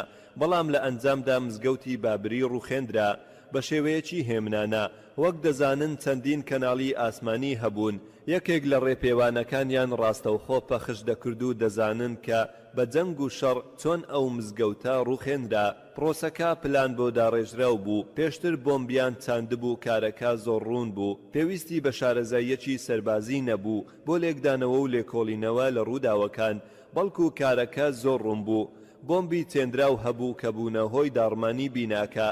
ئایا دەچێتە عەقڵەوە بڵێیت کە گوایە بەدار و شەڕ ئەو بینایە ڕووخا؟ ڕەنگە جۆرج بۆش ئەم ڕووداوەی بینی بێت لە 6/12/1992 بەڵێ ئابە و شێوەیە کارێکی شاراوەی کرد لە پشت تەقینەوەکانی 11 سێپتێمبەر. کات ڕێگا نادات کە باسی چۆنیەتی ئەنجامدانی کارە شاراوەکانی بکەم، هەر خۆی کۆڕێکی پێویستە بۆ باسکردنی دەستە شاراوەکانی پشت ڕووداوەکانی 11 سێپتێمبەر. ڕەنگە چەندین ئەمریکی باسی ڕووداوی مزگەوتەکەی هیندیان کردبێت و سەیریان کردبێت و بیرۆکەیان لێوەرگرت بێت و لە نیویۆرک جێبەجێیان کردبێت. چی ڕوویدا لە دوای ئەوە؟ کارەکە بوو بە شۆڕش، کردەوەی ئاژاوەجێڕی لە تەواوی هیند ڕوویدا، دەیان و هەزاران خەڵک کوژران و زۆربەیان موسڵمان بوون. کێلۆمە کراوە لەسەری. پیاوانی سیاسی هیندیە بەستە زمانەکانیان هەندا بۆ ئەوەی بجەنجێن و پشتیوانانی ئاینەکانی تر بکوژن. خەڵکی بەستە زمانیان هەندا و ڕوژاندیان و ئەوەی زویستیان کردیان. وەک دەزانین کە مۆمبای یەکێکە لەو شارانەی کە کاریگەر بوو بەوەی کە ڕوویدا. کارە جێرە شێوێنیەکانی مۆمبای لە دوای دابەشبوونەکەی خراپترین کاری جێرە شێوێنی بوو لە مێژوویدا. تەنانەت ژمارەی کوژراوانی دابەشبوونی مۆمبای زۆر کەمتر بوو لە ژمارەی کوژراوانی ڕووداوە ئاژاوەجێڕەکانی دێسێمبەری 1992 و یەنایەری 1993. گەر پۆلیس بیویستبایە دەیتوانی بە ئاسانی جێرە شێوێنەکان ڕابگرێت.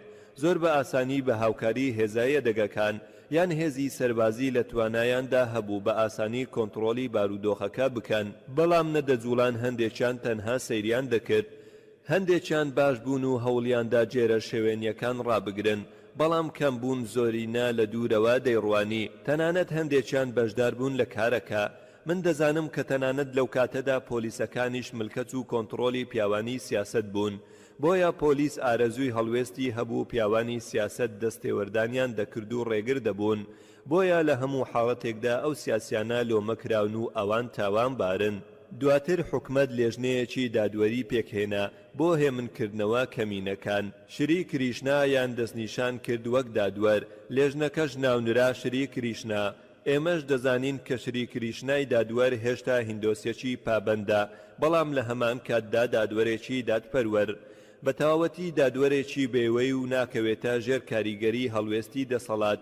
لەگەڵ ئەوەشدا چەند ساڵێکی پێچوو لە دوای شیکاریکردنی هەموو چۆنیەتەکانی دۆسیەکە قسەی لەگەڵ پیاوانی سیاست و پۆلیس کرد. خودی خۆی سەردانی 26 بنکەی پۆلیسی کرد. راپۆرتەکانیشی کردەوە و چاوی کەوت بە ئەفسەرانی پۆلیس و بە گەورە و بچووکیانەوە، چاوی کەوت بە قوربانیەکان و قسەی بۆ ڕاگەیاندن و میدیاکان کرد.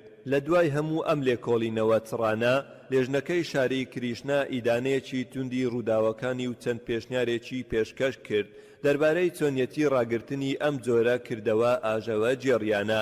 کاتێک راپۆرتەکەی پێشکەش کرد، حکوومەت وتی ئەوەی تێپەڕ بوو مرد، چونکە باش دەزانێت کە جێبەجێکردنی پێشنیارەکانی وا دەکات کە پشتیوانانی لەدەست بدات.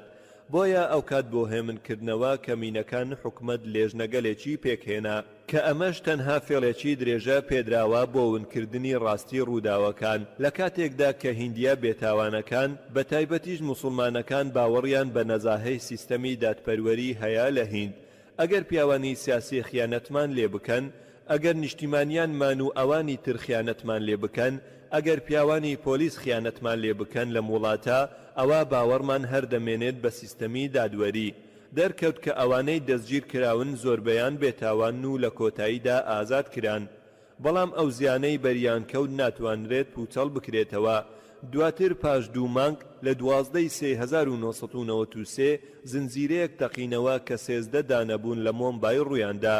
ئەنجامەکەی کوژرانی زیاتر لە 250 نیشتیمانی مۆمبایی بێتاوان بوو. زیاتر لە 250 مرۆڤی بێتاوان کوژران، زیاتر لە 700 کەس پێوە بوون. ئۆپۆزیسیۆن ڕایگەیان کە پلانێکی داڕێژراو بووە دەرحەق بەو، بەڵام شری کریشنای دادوەر ئەمەی ڕەت کردەوە، ڕوونی کردەوە کە پرۆسەیەکی تۆڵەسەدنەوە بووە بەهۆی کوژرانی زیاتر لە 1500 موسڵمانی بێتاوان لە کردەوە جێرە شێوێنەکانی مۆمبای لە 12 ساڵی 1992 و 1 ساڵی 1993. دەسەڵات و پۆلیسیش ڕایانگەیاند کە کۆمەڵەیەکی موسڵمانی تاوانکار بە هاوکاری کەسانی تر ئەنجامیان داوە، بەم شێوەیە تەقینەوەکان ئەنجام دران. بەڵام هەمووان هاوڕابوون لەگەڵ پشکنەرەی پۆلیس لەسەر ئەوەی کە پرۆسەی تۆڵەسەنەوە بووە. لە ئەنجامی ئەوەی لە مۆمبای ڕوویدا دەزانین کە ڕاستەوخۆ لە دوای ڕووداوەکانی ئاژاوە جێڕیەکەی 12/1992 یەکی 1993 چەندە قوڕس بوو هاتوچۆکردنی موسڵمانان لە ڕێگاوبانەکان، گەشتکردن بە شەمەندەفەریان، سواربوونی ئۆتۆمبیل بۆ شوێنی کار. خۆدانە بەرمەترسی بوو لە ناوچەیەک کە موسڵمانی تێدا نەبوایە. موسڵمانان دووچاری ڕقوس و کایەتی بوونەوە، پاشان دۆخەکە بە تەواوی گۆڕا لە دوای تەقینەوەکانی 12/1993. لەگەڵ ئەوەی زۆربەی موسڵمانان دەزانن کە کوشتنی بێتاوانەکان حەرامە، بەڵام هەستیان بە ئاسوودەیی ناخوو ڕەزامەندی کرد لە ئەنجامدەرانی ئەو تەقینەوانە. لە ئیسلامدا دوو هەڵە بە ئاراستەی ڕازدا ناڕۆن. ئیسلام بەڕاستی ئیدانەی ئەم کردەوەیە دەکات. کوشتنی بێتاوانان دەبێت ئیدانە بکرێت. نابێت کەسێکی بێتاوان بکوژیت گەر هات و کەسێکی ترستەمی لێ کردبێتیت. نابێت کە کەسێک بکوژیت کە تێوە نەگڵابێت تەنها لەبەر ئەوەی سەر بە تایفەکەیە. ئیسلام ئەمەی حەرام کردووە. بکەرەکەی هەر کەسێک بێت، موسڵمان بێت یان ناموسڵمان، چ 250 بێتاوانی کوشت بێت لە 12/1993 ئیسلام ئیدانەی دەکات. زۆربەی موسڵمانان دەزانن کە کوشتنی بێتاوانان حەرامە، حەرام کراوە، بەڵام هەست بە ئاسوودەیی ناوخۆیی دەکەن. بەڵام ناکرێت ئامرازی ڕێگە پێدراو بەکار بهێنرێت بۆ بەدیهێنانی ئامانجێکی ڕێگە پێدراو. ناتوانیت ئیسلام ڕێگە نادات بە بەکارهێنانی ئامرازی ڕێگە پێنەدراو بۆ بەدەستهێنانی ئامانجێکی ڕێگە پێدراو. هیچ پاساوێک نییە بۆ ئەوە. دەزانین کە موسڵمانان ڕوبەرووی تەنگەسەری و ئەشکەنجە و کوشتن دەبنەوە، بەڵام ئەمە کوشتنی بێتاوانان ڕێگە پێدراو ناکات. بیر لە خێزانەکانی ئەو 250 کوژراوە بکەنەوە. کاتێک دەزانن کە موسڵمانان کوڕەکانی ئەوانیان کوشتووە، دەپرسن ئەمە چ ئاینێکە؟ قوربانیانمان چه هەڵەیەکیان ئەنجامدا؟ ئایا ئازاریاندان؟ ئەگەر ئەو کەسە دەستگیر بکەیت و بیخەیتە بەردادگا، تاوانەکە چسپی بەسەریەوە دواتر سزاددا، ئەوە کێشە نییە. هەموو ئاینەکان ڕێگا بەوە دەدەن، بەڵام بێتاوانەکان ئەوانەی دەکوژرێن لە شەقامەکان چیان لێ کردیت؟ بڕوانە ئەوانە دەبنە دوژمنی هەمیشەیی ئیسلام. لە کاتێکدا بەڕاستی ئیسلام ڕێگری دەکات لە کوشتنی هەر بێتاوانێک، بەڵکو ئیدانەی دەکات. پاش تێبینیکردنمان بۆ ئاراستەی ڕێکردنی ڕووداوەکان چێلۆمەکراوە لەسەری. دەزانین کە خۆپاراستن لە چارەسەر چاکترە. چێ بەرپرسە؟ کاتێک زنجیرەی ڕووداوەکان دەبینین، دەزانین کە ئۆپۆزیسیۆنی سیاسی یان پیاوانی سیاسی لە ئۆپۆزیسیۆن دۆسیەی مزگەوتی بابری و پەرزگای ڕامجانامی بوهومیان بەکار نەهێنایە وەک ئامرازێک بۆ یاری سیاسی. ئەوە تەقینەوەکانی 1993 مۆمبای ڕوویان نەدەدا. هەروەها سیاسیە دەسەڵەتدارەکان لە توانایاندا هەبوو کە بە ئاسانی ڕێگا لە خۆپیشاندانەکانیان بگرن. دەیانتوانی ڕێگری بکەن لە ڕووخاندنی مزگەوتی بابری بە ئاسانی. بە ئاسانی حکمی دادگای باڵایان لە ڕکێفدا بوو و هێزی سەربازی و پۆلیسیان هەبوو، بەڵام ترسان لەوەی بیکەن و دەنگ و پشتیوانیان لەدەست بدەن. وازیان لە گەندەڵی هێنا بۆ ئەوەی بڵاو ببێتەوە، واتە پیاوانی سیاسەتی دەسەڵاتداران بەرپرسی دووەم بوون لەوەی ڕوویدا. بەرپرسی سێیەم هیندیە بەستە زمانەکان بوون، ئەوانەی ڕێگەیان بە سیاسیەکاندا کە هانیان بدەن لە دژی کەمینەکان، بەڕادەیەک کە هەستان بە کوشتنی 1000 موسڵمانی بێتاوان. ئەوانیش بەرپرسن هەروەها، بەڵام بەستە زمانن. بەرپرسی سێیەم پۆلیسە. پۆلیس بە ئاسانی دەیتوانی کردەوە جێرە شێوێنەکان بوەستێنێت. لە مۆمبای یان لە هەر شوێنێکی هیند بواە، بە ئاسانی مەدەنیە ئاساییەکان مەشقی سەربازیان پێنەکراوە و ناتوانن ڕوبەڕووی پۆلیس ببنەوە.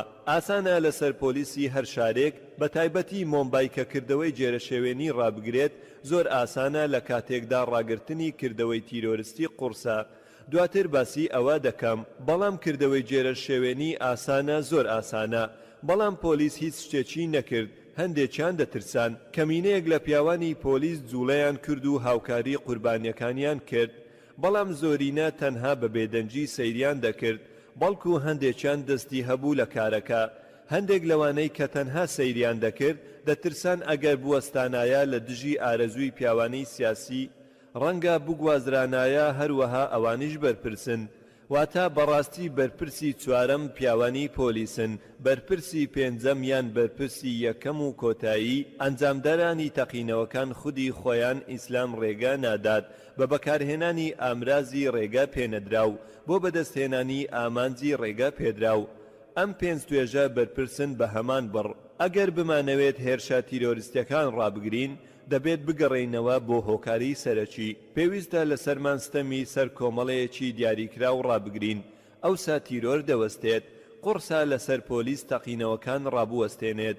ئێمە دەزانین کە کارێکی ئاسان نییە، بەڵکو قورسە، بەڵام ڕاگررتنی کردەوەی جێرە شێوێنی زۆر ئاسانە. ئەگەر سەیری زۆربەی کردەوە جێرە شێوێنەکان بکەین کە لە هین ڕوویانداوا دەبینین، لە یەک دەچن هەمان ڕیزبەندی و هاوبەشیان هەیە، هەمان کەسەکانن سەرەڕای جیاوازی ناوەڕۆکەکان. بەڕوونی دیارە لە نمونەی کوشتارگەکەی جوجارات کە لە 27 دوای 2002 دەستی پێکرد و بەردەوام بوو تا مانگی 3 ئەو ساڵە. ڕاستەوخۆ پاش هەڵگیرسانی ئاگرێک لە کەرەڤانەکەی شەمەندەفەرەکەی سابارماتی ئێکسپرێسی خێرا لە جوودرا لە ڕۆژی 26 دوای 2002. ئێمە دەزانین و کارەکە نهێنی نییە، بەڵکو ئاشکرایە. دەزانین کە کەرەڤانەکە کە سووتا بە پێی راپۆرتی شەرعی و بەڵگە وردەکان لە ناوەوە سووتا. چەندین بەڵگە ئاماژە بەوە دەدەن کە پرۆسەکە هەمووی پلان بۆ داڕێژراو بوون، پلان بۆ داڕێژراو بووە پێشتر. بەڵێ بەڕاستی موسڵمانان هاندراون، خۆ پیشاندان ڕوویدا، بەڵام کەسیان نەکوشت، خەڵکی بێتاوانیان نەکوشتووە. حکومەت سنجی دەرپەڕان، گوایە 59 پیاوی ئاینی کوژران، بەڵام گومان هەیە ڕاستی هەواڵەکە ژمارەیەکی کەم کوژرا و هەبوو ژمارەیەکی تر بە مردوو هەژمار کران. بەڵام دواتر زیندوو دەرچوون بۆیە حکومەت لێدوانەکانی گۆڕی و هەمووان زانیان کە کردەوەکە ناوخۆیی بووە. ڕووداوەکانی مزگەوتی بابری کردەوەی ناوخۆیی بووە و 11 سپتێمبەر کردەوەی ناوخۆیی بوو و جوودرا کردەوەی ناوخۆیی بووە و لۆمە لێکراو لە هەندێک حاڵەتدا پیاوانی سیاین. لە ڕۆژی دواتری کوشتارگەی 27 دوای 2002 هیچ کردەوەیەکی تۆڵە سەرنەوە ڕووی نەدا بە دواییدا. کوشتارگەیەک بوو بۆ موسڵمانانی جوجارات بێتاوانەکان لە ژێر سەرپەرشتی حکومەت بێ هیچ شتێکی سۆزداری، هەموو شتێک پێشتر ئامادەکاری بۆ کرابوو و بەڵگەشت لەسەر ئەوە کە دانیشتوانی بەستەزمانی جۆجارات هاندران و پارەیان پێدرا بۆ کوشتنی هەزاران موسڵمانی بێتاوان. سەرچاوە فەرمیەکان لە جوجارات ڕایان گەیاند کە 793 موسڵمان و 253 هیندۆسی کوژراون. لە کاتێکدا چەند ڕێکخراوێکی مافی مرۆڤ ڕایان گەیاند کە نزیکەی 2000 تا 2500 کەس کوژراون، زۆربەیان موسڵمانن. راپۆرتێکی تروتی کە زیاتر لە 5000 موسڵمان کوژراون. هەزاران ئافرەتی موسڵمان دەست درێژیان کرایە سەر و هەزاران موسڵمان دەرکران و لە ماڵەکانیان ڕاوەدونانیان پێکرا و ماڵ و مولکەکانیان دزرا و سووتێنرا. هەروەها دواڕۆژی هەزاران موسڵمان فەوتا بەهۆی سووتانی شوێنی کارەکەیان.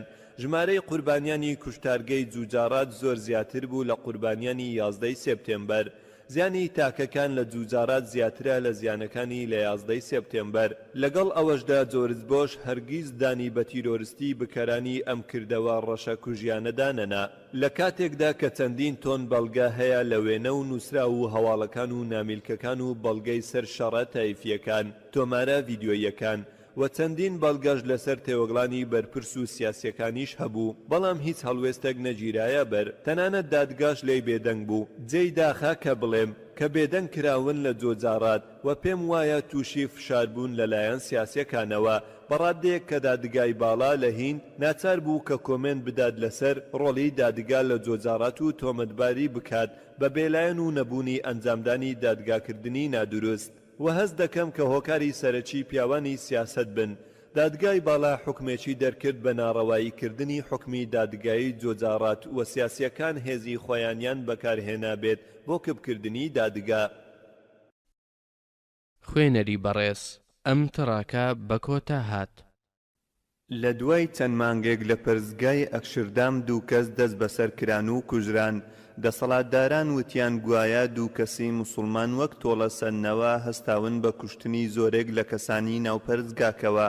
ئەگەر واش دانین کە ئەم بانگەشەیە ڕاستە و لەلایەن موسڵمانانەوە بوو بێت، و ڕەنگە بیانوشیان ئەوە بوو بێت کە چەندین کەس و خزم و ناسراویان کوژرا بێت و دەستدرێژیان کرابێتە سەر و سوکایەتیان پێکرابێت و سەروەت و سامانەکەیان لێ دزرابێت و بکەری ئەم کارانەش دیار بێت و دادگاش تۆڵەیان نەسێنێت و دادپەروەر نەبێت لەگەڵیان.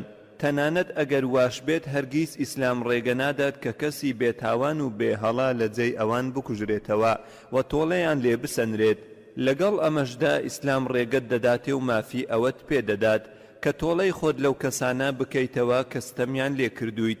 هەر کەسێک دەست درێژیت بکاتە سەر و بیەوێ خوێنت بڕێژێ بۆت هەیە بەرگری لە خۆت بکەیت و دەستی دەست درێژکاران لە خۆت دوورخەیتەوە. بەڵام بۆت نییە کەسێکی تر بکوژیت لە جێی ستەمکار و دەست درێژی کار، چونکە ئیسلام ئەمەی قەدەغە کردووە. مافی ئەوەت نییە ڕێگایەکی تر بەکار بهێنیت. کوشتنی بێتاوانەکان تاوانێکە پاساوی نییە. بڕوانە خێزانی سەدان کەس کە کوژران بۆ تۆڵە سەرنەوە دەبنە دوژمنانی ئیسلام. تاوانی ئەو کوژراوانە چییە؟ کەواتە چ جیاوازیەک هەیە لەوەی کە سەرەتا موسڵمانی بێتاوان دەکوژرا دواتر هیندۆسی بێتاوان؟ بێگومان هیچ جیاوازیەک بوونی نییە. هەردووچی هەر تاوانە و هەردووچیشی لەلایەن ئیسلامەوە قەدەغە کراوە. ئەگەر توانیت بکەرەکە بگریت و شکاتی لێ بکەیت و دڵنیا بیت لە سزادانی ئەوە کێشە نییە، بەڵام نەک هەر کەسێکی بێتاوانت بینی و بە تاوانباری سەرەکی بیبینیت و بیکوژیت. دوای ئەوەی لە 11 هەفتی 2006 زنجیرەیەک تەقینەوە ڕوویدا لە وێستگەی شەمەندەفەرەکانی بۆمبای کە لە ماوەی 11 خولەکدا 7 بۆم تەقێنرایەوە. ئەنجامەکەی کوژرانی زیاتر لە 200 کەسی بێتاوان بوو لەگەڵ برینداربوونی زیاتر لە 800 کەس. دواتر دەسەڵاتدارەکان و پۆلیس وتیان ئەم ڕووداوە تۆڵەسەدنەوە بووە لەلایەن موسڵمانەکانەوە لە هەمبەر کوژرانی هەزاران موسڵمانان لە جوجارات. بەڵام کاتی لێکۆڵینەوە دەکرێت دەربارەی ئەوەی کە لە مۆمبای ڕوویدا دەبینیت کە بەرپرسی سەرەکی ڕووداوەکە پیاوانی سیاسین. ئەوان بوون پلانیان داڕشت بۆ سووتاندنی کەرەڤانێکی شەمەندەفەرەکەی سابارماتی ئێکسپرێز لە جوودرا. بەرپرسی دووەم ئەوانە بوون کە کارەکە دەکەن لە حکومەتی ناوەندی. لە توانایاندا هەبوو کە پرۆسەکە ڕابگرن، بەڵام پاڵپشتی هەمان حیزبیان دەکرد و بێدەنگ بوون و نەجوڵان بۆ کۆنتڕۆلکردنی بارودۆخەکە. بەرپرسی سێم هاونیشتمانیانی بەستەزمانی جۆجارات خۆیانن. ئەوانەی وەڵامدانەوەیان هەبوو بۆ هاندان لە دژی موسڵمانان و کەوتنە ئەو بەشداریەوە. هەروەها بەرپرسی چوارەم پۆلیسی جوجاراتە کە دەیتوانی بە ئاسانی ئەوەی ڕوویدا ڕای بگرێت بەڵام نەیکرد.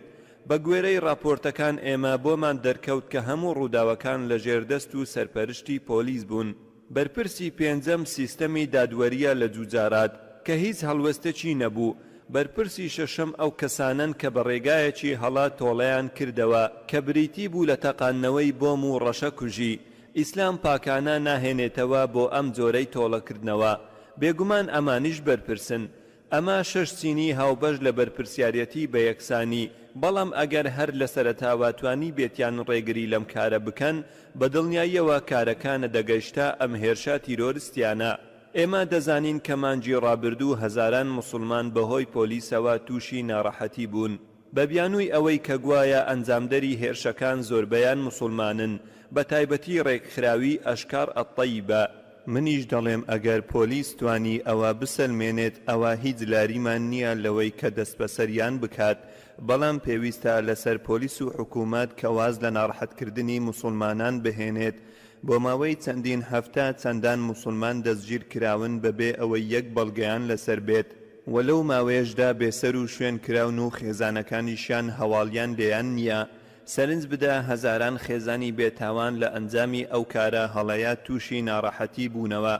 ئێمە دەزانین بە شێوەیەکی فەرمی دەست بەسەر کراون.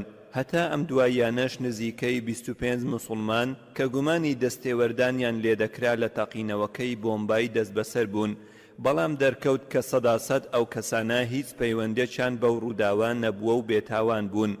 ئەگەر بەڕاستی تاوانبارێک دەست بەسەر بکەیت بەڵگەت لەسەری هەبێت ئەوە لاریمان لەوە نییە، بەڵام دەست بەسەرگرتنی هەر موسڵمانێک بە شێوەیەکی هەڕەمەچی ئەوە چ پەیامێکە دەتەوێت بۆمانی بنێریت. ئێمە دەزانین کە زیاتر لە 300 کەسی بێتاوان لە مالفانی دەستگیر کران بۆ ئەوەی بخرێنە بەرپرسیار و وەڵام. هەموو کەسێکی عاقڵ و لۆجیکی دەڵێت کە بۆ پرسیار و وەڵام بەلایەنی کەمەوە پێویستی بەبوونی 3 تا 4 پیاوی پۆلیس هەیە و لە ماوەیەکی کەمدا یەکلا دەبێتەوە. ئەگەر ڕاست بکەیت مەبەستت لێکۆڵینەوە و پرسیار و وەڵامێکی ڕاست و دروست بێت، ئەی دەبێت چەند پرسیار و وەڵام ئەنجام درابێت. ژمارەی پیاوانی پۆلیسی ناوەندی مالفانی چەند بوو بێت؟ باشە لە ماوەی 1 ڕۆژدا ئەتوانی وەڵامی چەند پرسیار وەربگریت، 10 یان 20 یان 30 یان 40 یان 50 چەند؟ ژمارەی پیاوەکانیان چەندە؟ وزەکانیان چییە؟ بەلایەنی زۆرەوە دەتوانن لە ڕۆژێکدا لێکۆڵینەوە لەگەڵ 100 کەس بکەن، هەر خۆیان ئارەزویان لێبێت و ئاسانکاری بکەن. لە 1 ڕۆژدا نزیکەی 300 کەسیان دەست بەسەر کرد. دواتر ژمارە تەلەفۆنەکانیان لێوەرگیرا و ناونیشانەکانیان و ئازادیان کردن. ئەمە چییە کە دەیکەن؟ دەیانەوێت بەمە چ پەیامێک بە موسڵمانان بگەێنن. داوا لە پۆلیس دەکەم کە هەندێک متمانە ببەخشن بە موسڵمانان. لەم دواییانەدا لە دوای تەقینەوەکان بەرنامەیەک پەخشکرا کە کەسانی ناموسڵمان ڕێچیان خست بوو، دۆسەی موسڵمانان و تیرۆریستانیان تاوتوێ دەکرد. ڕێکخەرانی بەرنامەکە کۆمەڵێک لە گەورە بەرپرسانیان بانکێش کرد بۆ بەرنامەکە کە پێشتر بەرپرس بوون لە پۆلیسی مۆمبای. یەکێکیان کەوتە گلەییکردن لە خوێندنگاکانی پاکستان بە هۆکار و سەرچاوەی هێرشە تیرۆریستەکانیان دانان، بەڵام کەسێکی تریان کەوتە گلەییکردن لە خوێندنگاکانی هیند. لە میانەی قسەکانیدا وا دەردەکەوت کە گوایە قوتابخانەکانی هیندیش هۆکارن بۆ توندڕەوی و کاری تیرۆریستی. بێگومان ئەمە درۆیەکی شاخدارە و بەڕاستە و خۆیان بە ناڕاستە و خۆ هیچ پەیوەندێکیان بە تیرۆر و توندڕەویەوە نییە. بەڵام لە خراپی بەختی ئەفسەرەکە لە بەرنامەکە کەسێک لێی هەستایەوە وتی: ئایا تۆ دەتوانیت یەک بەڵگە بخەیتە ڕووی و بیسەلمێنیت کە قوتابخانەکانی هیند هۆکاری تیرۆرن؟ وەڵامی دایەوە و نەخێر. بیر بکەنەوە لەمە ئەفسەرێکی باڵای هیند بەبێ هیچ بەڵگەیەک وە لە خۆوە پەیامێک بداتە خەڵکی و قوتابخانە ئیسلامیەکانی هیند تۆمەتبار بکات بە تیرۆر. ئایا ئەمە چ پەیامێکە دەیداتە خەڵکی؟ هەر بەهۆی ئەم پەیامەوە دەکرێت خەڵکی هیندستان هەڵبکوتنە سەر قوتابخانە و کارەساتێکی تری لێ بکەوێتەوە. من نازانم کام قوتابخانە هۆکاری تیرۆر بووە. سەرجەم قوتابخانەکان ناوەندی فێرکردنن. ئیدی بەچێ بیانویەک تۆمەت دەبەخشرێتەوە و ئاراستەی ئەم قوتابخانە دەکرێت. ئاگاداری ئەوە هەین کە کۆمەڵێک خەڵکی موسڵمان لە هیندستان دەستگیر کران پاش ئەوەی کۆمەڵێک کتێب لە ماڵەکانیان دۆزرایەوە دەربارەی جیهادکردن. ئەمەش کرایە بەڵگەی تێوەگڵانیان بە تیرۆر. بەڵام دواتر میدیاکانی مۆمبای ڕایان گەیاند کە ئەم کتێبانە لە بازاڕەکانی هیند چەندین ساڵە هەن و بە ئازادی دەفرۆشرێن و بوونیان هەیە. ئەگەر وایە ئەم کتێبانە هۆکاری تیرۆرن، بۆچی ئەم هەموو ساڵە لە بازاڕەکاندا بوونیان هەیە و ڕێگە بە فرۆشتنی دەدرێت؟ آخر خۆ ئەگەر لەسەر کتێبێک کە باسی جیهادی کردووە بڕیار بێت کەسێک دەستگیر بکرێت، ئەوە ئەبێت هەر لە ئێستاوە دەست بکەن بە دەستگیرکردنی تەواوی موسڵمانانی هیند، چونکە هەموو ماڵێکی هیندستان کتێبێکی قورئانی تێدایە و قورئانیش زۆر بە ئاشکرا باسی جیهاد دەکات و لەسەری دەدوێ زیاد لە هەر کتێبێکی دیکە. دەی ئەگەر قورئانیش هەر بە خراپ دەزانن و لەسەری خەڵکی موسڵمانان دەستگیر بکەن، ئەوە دەبێت بە تەواوی هیندستان دەستگیر بکەن، چونکە کتێبەکەی مەها بەهارات زۆر زیاتر لە قورئانی پیرۆز باسی کوشتن و خوێنڕێژی تێدایە.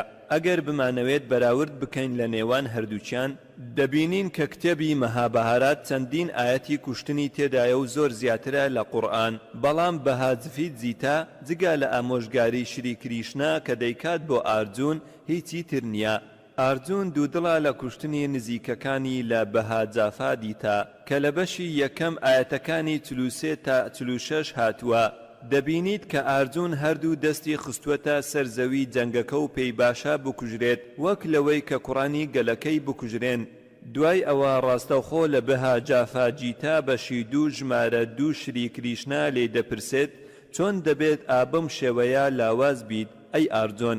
چەندین ئاەتی تر لە بەهاجفی جیتا و مەهابەهارات بوونیان هەیە کە فەرمان بە کوشتن و خوێنڕێژی دەدات. بەڵام من وەک بەراوردکارێکی نێوان ئاینەکان لەگەڵ سەرجەم ئەم ئاەتانم، چونکە سەرجەمی جەنگەکان لە دژی ستەمکار و دەسەڵاتدارە ناڕەواکانن. بەهاجفی جیتا و مەهابەهارات دەڵێن کە جەنگ دەبێت لە دژی ناڕەوا و ستەم بێت، با ئەوەش ببێتە هۆی ئەوەی بجەنجی لەگەڵ نزیکەکانت کێشە نییە یان تەنانەت خێزانەکەت. لە قورئانیشدا هەمان پەیام هەیە جیهادکردن و جەنگکردن لە دژی ستەمکار و خراپەکارانە. بۆیە داوا لە پیاوانی پۆلیس دەکەم کە ئاشنا ببن بە ڕێنماییە ئاینەکانی سەرجەم هاونیشتمانیانی هیند. من هەمیشە هەوڵ دەدەم هەل بقۆزمەوە. لە ماوەی ئەم ساڵانەی ڕابردوو قسەم بۆ چەندین گەورە ئەفسەری ناموسڵمان لە مۆمبای و بنجالور و شارە هیندیەکانی تر کردووە. تەنانەت 2 ساڵ پێش ئێستا بانگهێشت کران بۆ ئەکادیمیای پۆلیسی نیشتیمانی لە حەیدەر ئاباد.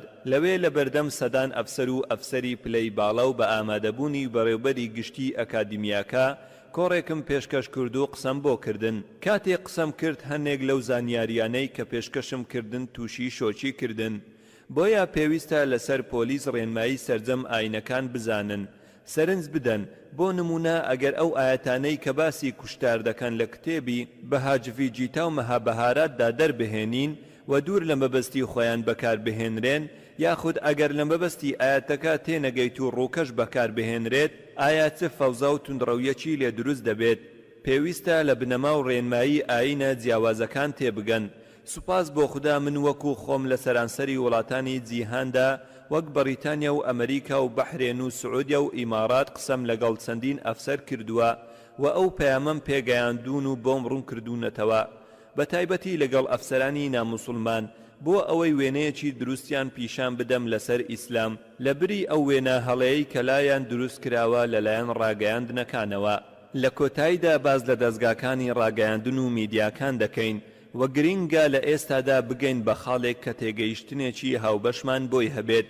چەندین جار پارێزەرەکان پێیان ڕاگەیاندوم کە سەدان موسڵمان دەستگیر کراون و تووشی ئەشکەنجەی دەرونی و جەستەیی کراون و ناچار کراون بە واژووکردن لەسەر کاغەزی سپی یان لەسەر کاغەز گەلێک کە ڕازی نەبوون بە ناوەڕۆکەکەی. ئەگەر پۆلیس تاوانبارەکان دەناسێت و بەڵگەی لەسەریان هەیە، ئەوە با دەستگیریان بکات و ئەگەر تۆمەتەکەیان لەسەر ساغ بیەوە ئەوە با سزایان بدات. ئێمە هیچ لەگەڵ ئەمەدا دشنین، بەڵام بۆچی دەبێت لەگەڵ هەر چالاکێکدا هەزاران موسڵمانی بێتاوان دەستگیر بکرێن و ناڕەحەت بکرێن؟ ئایا ئەکرێ بۆ دەستگیرکردنی 10 تیرۆریست هەزاران موسڵمان دەستگیر بکرێن و ناڕەحەت بکرێن؟ بێگومان بەم کارە نەک هەر ناتوانی 10 تیرۆریستەکە دەستگیر بکات، 100 تیرۆریستی تریش لە خۆت دروست دەکەیت. کەواتە بەم کارە نەک نەتوانرا چارەسەری کێشەکە بکرێت، بەڵکو زیاتر کرا. چەندین گەورە ئەفسەری ناموسڵمان قسەیان لەگەڵ کردوم. جارێکیان ئەفسەرێک پێیوتم دکتۆر، من لە مۆمبای هەست بە ئارامی تەواو ناکەم تا ئەو کاتەی کە تۆ بە زمانی هیندی و ئۆردی کۆڕەکانت پێشکەش دەکەیت، چونکە بە پێویستی دەزانم کە جەماوەرێکی زۆر گوێبیستی بن. کاتێک چوون بۆ کشمیر، ساکسینە حاکمی کشمیر و ویستی چاوی پێم بکەوێت. هەرچەندە خشتەکەم زۆر قەرەباڵغ بوو، بەڵام لەبەر ئەوەی ناموسڵمان بوو پێویست بوو لەسرم کاتێک پەیدا بکەم و چاوم پێی بکەوێت و دەمزانی پێشتر پیاوێکی سەربازی بووە. دوای ئەوەی کە کاتێکم بۆ دیاری کرد و چاوم پێی کەوت و باسی گەلی کشمیرمان کرد، دواتر کاتێک کە ئەو هات بۆ شاری مۆمبای لە مەهاراشترا ویستی چاوی پێم کەوێت. بانگهێشتی کردم بۆ ماڵی خۆی و لەسەر کاریگەری سەردان و کۆڕەکەم لە کشمیر قسەی لەگەڵ کردم و ئەوەی پێوتم کە خاڵێکی زۆر هەواداری من و بە من سەرسامن، بۆیە داوای لێکردم کە جارێکی تر ئامادە بم و دەربکەوم لە تەلەڤیزیۆنی کشمیر و قسە بکەم لە ئێزگەکانی ئەو وڵاتە.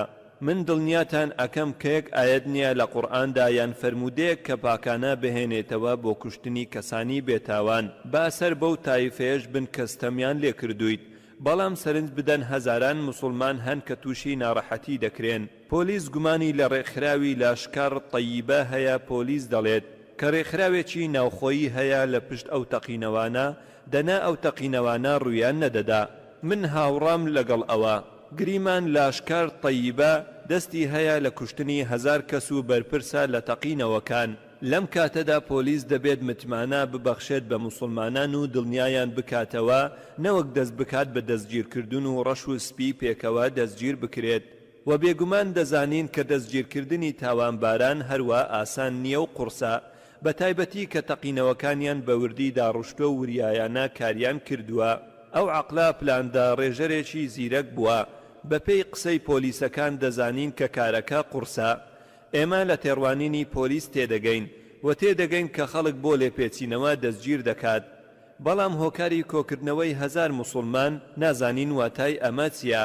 پێتان وایە کە کۆڕەکەم کاریگەری بەجێدەهێڵێت سەرەڕای ئەوەی کە ڕوودەدات ڕەنگە بتوانم قەنەعەت بە 3 بۆ 5 ئامادەبوان بکەم، زیاتر لەوە نا. بۆیە پێویستە چارەسەرێک بدۆزینەوە بۆ کێشەکە، پێویستە هۆکاری سەرەکی بدۆزینەوە، پێویستە کە پۆلیس متمانەی خۆی ببەخشێت بە هاونیشتیمانیان. چۆن دەتوانیت ڕوبەڕووی تیرۆر ببیتەوە ئەگەر متمانەت بە هاونیشتیمانیان نەبێت؟ ئەگەر دەتەوێت ڕێزت دەست بکەوێت، یەکەم شت پێویستە کە ڕێز ببەخشیتە بەرامبەرەکەت. و لەسەر ئاستی پیاوانی پۆلیس بێگومان ئاگادارم کە کەسانی باش هەن و هاوکاری ئەو خەڵکە دەکەن و پاڵپشتیان دەبن، بەڵام بەگشتی بەداخەوە کەسانی باش نین. کاتێک لێپرسینەوەت لەگەڵ دەکەن دەڵێن ڕیشت هەیە، بۆچی ڕیشت هەیە؟ جلو بەرگەکەت کورتە، بۆچی؟ وەکڵاوت لەسرە هەر وەک ئەوەی بڵێ کە لە کتێبی ڕێنماییەکانی پیاوانی پۆلیس نووسرا بێت کە تیرۆرز دەبێت ڕیشن بێت و کڵاوی لەسەر بێت و پانتۆڵ لەسەروی قوڵە پێی بێت.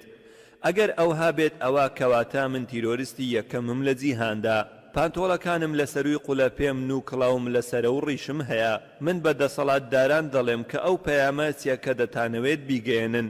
پێویستە کە مەشقێکی باش هەبێت و تێگەیشتنێکی باش هەبێت بۆ ڕێنماییەکانی ئیسلام.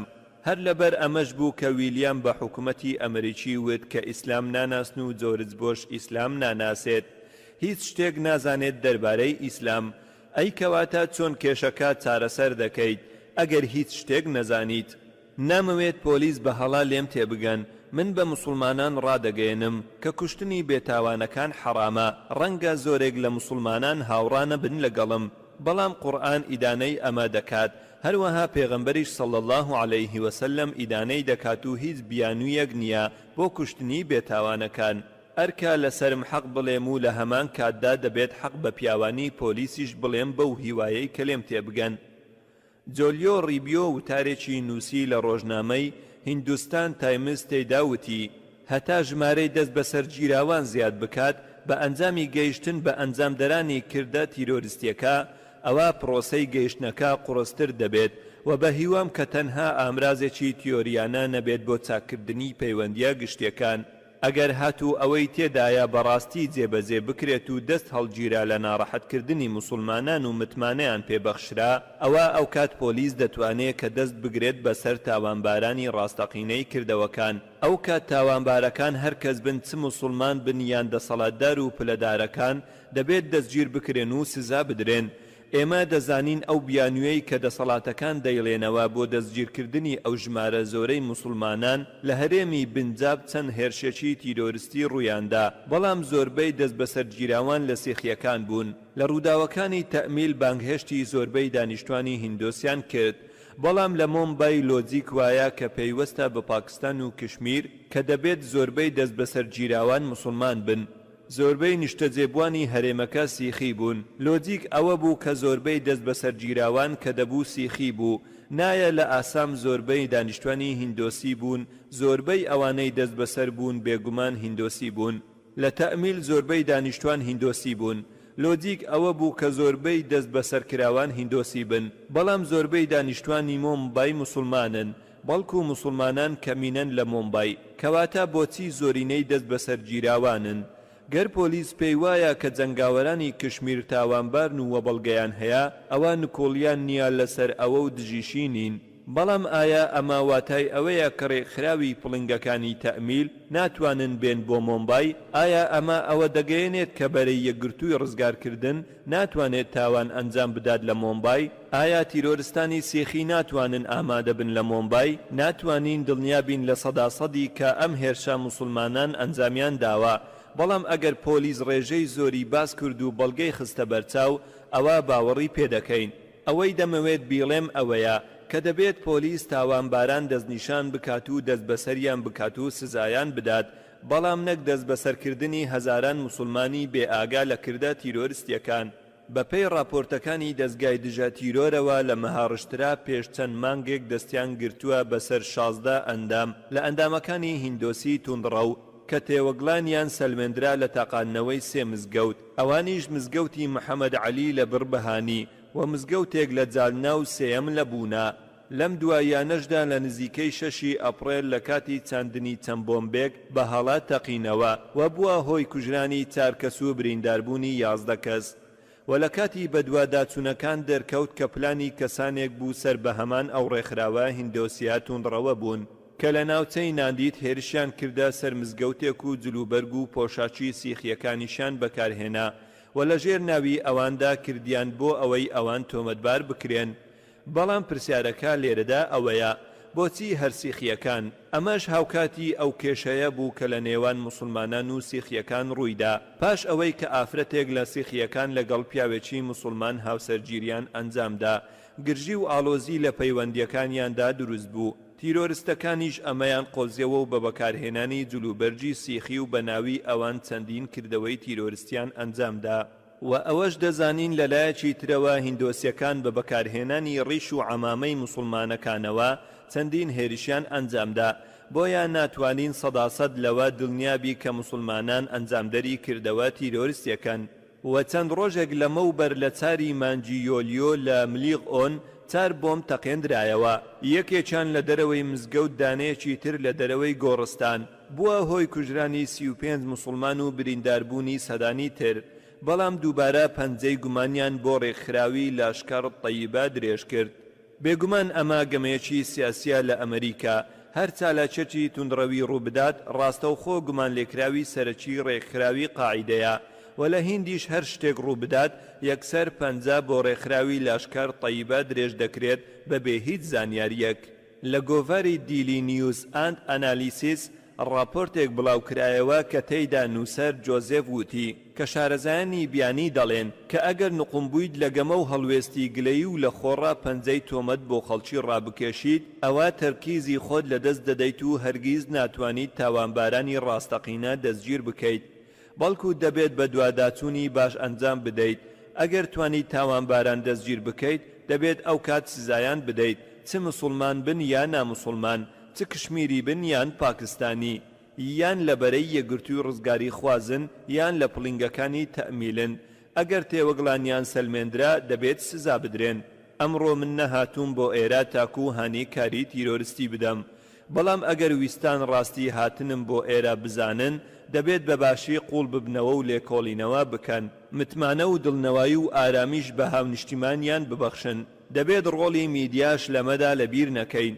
هەروەها ئەو ئامرازی ڕاگەیاندنانە کە پیاوانی سیاست دەیجوڵێن و لەژێر سێبەری دەسەڵاتداراندان بەڕاستی دەبێت وریای ئەم جۆرە ڕاگەیاندنانە بین، چونکە ئەم ڕاگەیاندنانە توانای پێچەوانەکردنەوەی هەموو شتیان هەیە و دەتوانن تاوانبار بکەنە پاڵەوان و پاڵەوانیش بکەنە تاوانبار. و نمونەی زۆریشمان لەسەر ئەمە هەیە کە لە کۆڕ و تۆمارەکانی ترمدا باسم لێوە کردوون.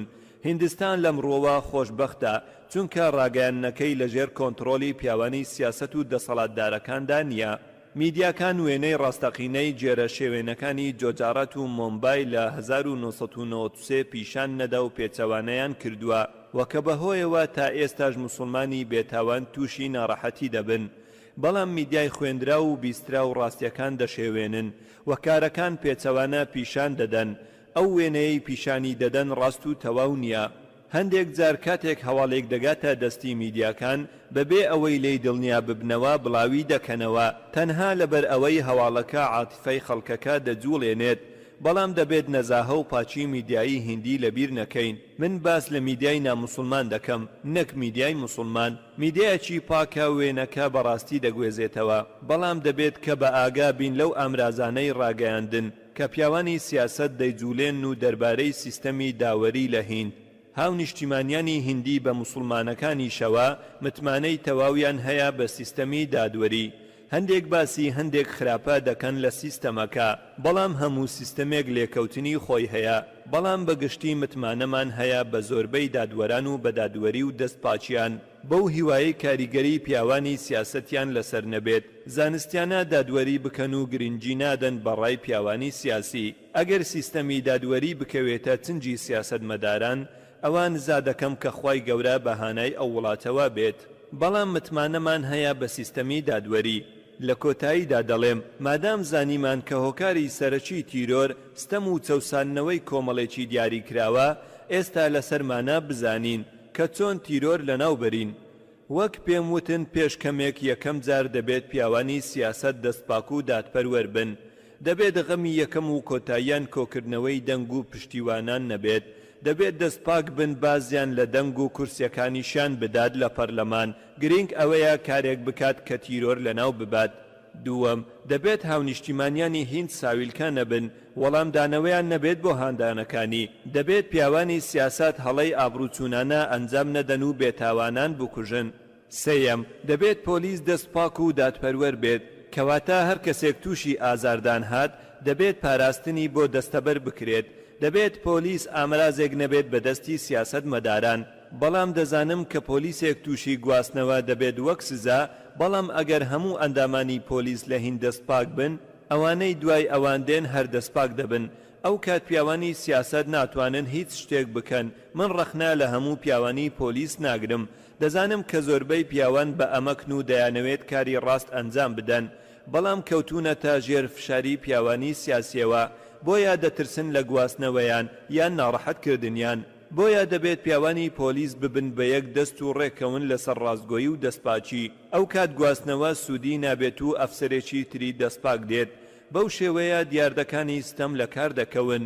لە کۆتاییدا لەوانەی پێشوو گرینجەکەی کەمتر نییە. بۆ کەسیش نییە کە بەدەستی خۆی یاسا جێبەجێ بکات. بۆ کەس نییە کەسانی بێتاوان بکوژێت تەنانەت ئەگەر لەو تایفەیە بن کەستەمی لێکردویت. ئەگەر بڕوانینە ئەو کارانە و جەخت لە ڕاگررتنی ستەم بکەین بە دڵنیاییەوە هین دەبێتە باشترین وڵات. پێشبینی کراوە لە ساڵی 2020 هین ببێتە مەزنترین هێز لە جیهاندا. ئەگەر هیندۆسیەکان مسلمانەکان بەیەکەوە بژین و یەکتریان خۆش بوێت جیاوازی نابێت لە نێوانماندا بەیەکەوە دەژین بە خۆشەویستی و بە ئاشتی ئەوسا دەبینە مەزنترین هێز. غاندی دەڵێت بۆ ئەوەی هیندستان پێش بکەوێت پێویستە سەرکردەیەکی دادپەروەری وەک ئیمامی عومەری هەبێت سەرنج بدەن. غاندی حاکمێکی دادپەروەری دیاری کرد. سەیری ئاینی کەسەکەی نەدەکرد و ئاینی کەسەکەی لامەبەست نەبوو. ئیمامی عومەریش دادپەروەرانە حکمی دەکرد بۆیان نەزناوی فاڕۆق بوو کە بەواتای ئەوە دێت ئەو کەسە جیاوازی دەکات لە نێوان ڕەوا و ناڕەوا. لە سەرەتادا کۆڕەکەم بەم ئاەتەی سوورەتی ئەلئیسرا ژمارە 17 ئاەتی 81 دەست پێ کرد. وقل جاء الحق وزهق الباطل إن الباطل كان زهوقا. واتە حەق و ڕاستی هاتووە و بەرپا بووە و بەتاڵ و ناحەقی پوچ و تەفروت و نابووە. بەڕاستی ناحەق و بەتاڵ هەرتیا چووە و جێگیر نەبووە و بەزیوە. لە کۆتاییشدا بە وتەیەکی دکتۆر ئادەم بیرسۆن کۆڕەکەم کۆتایی پێدەهێنم کە دەڵێت ئەوانەی کە لەوە دەترسن ڕۆژێک لە ڕۆژان چەکی ئەتۆم بکەوێتە دەست عەرەب نازانن کە بۆمبی ئیسلام لە ڕۆژی لەدایکبوونی پێغەمبەر موحەممەد صلی الله عليه وسلم. خوێنەری بەڕێز ئەم تڕاکە بە کۆتا هات.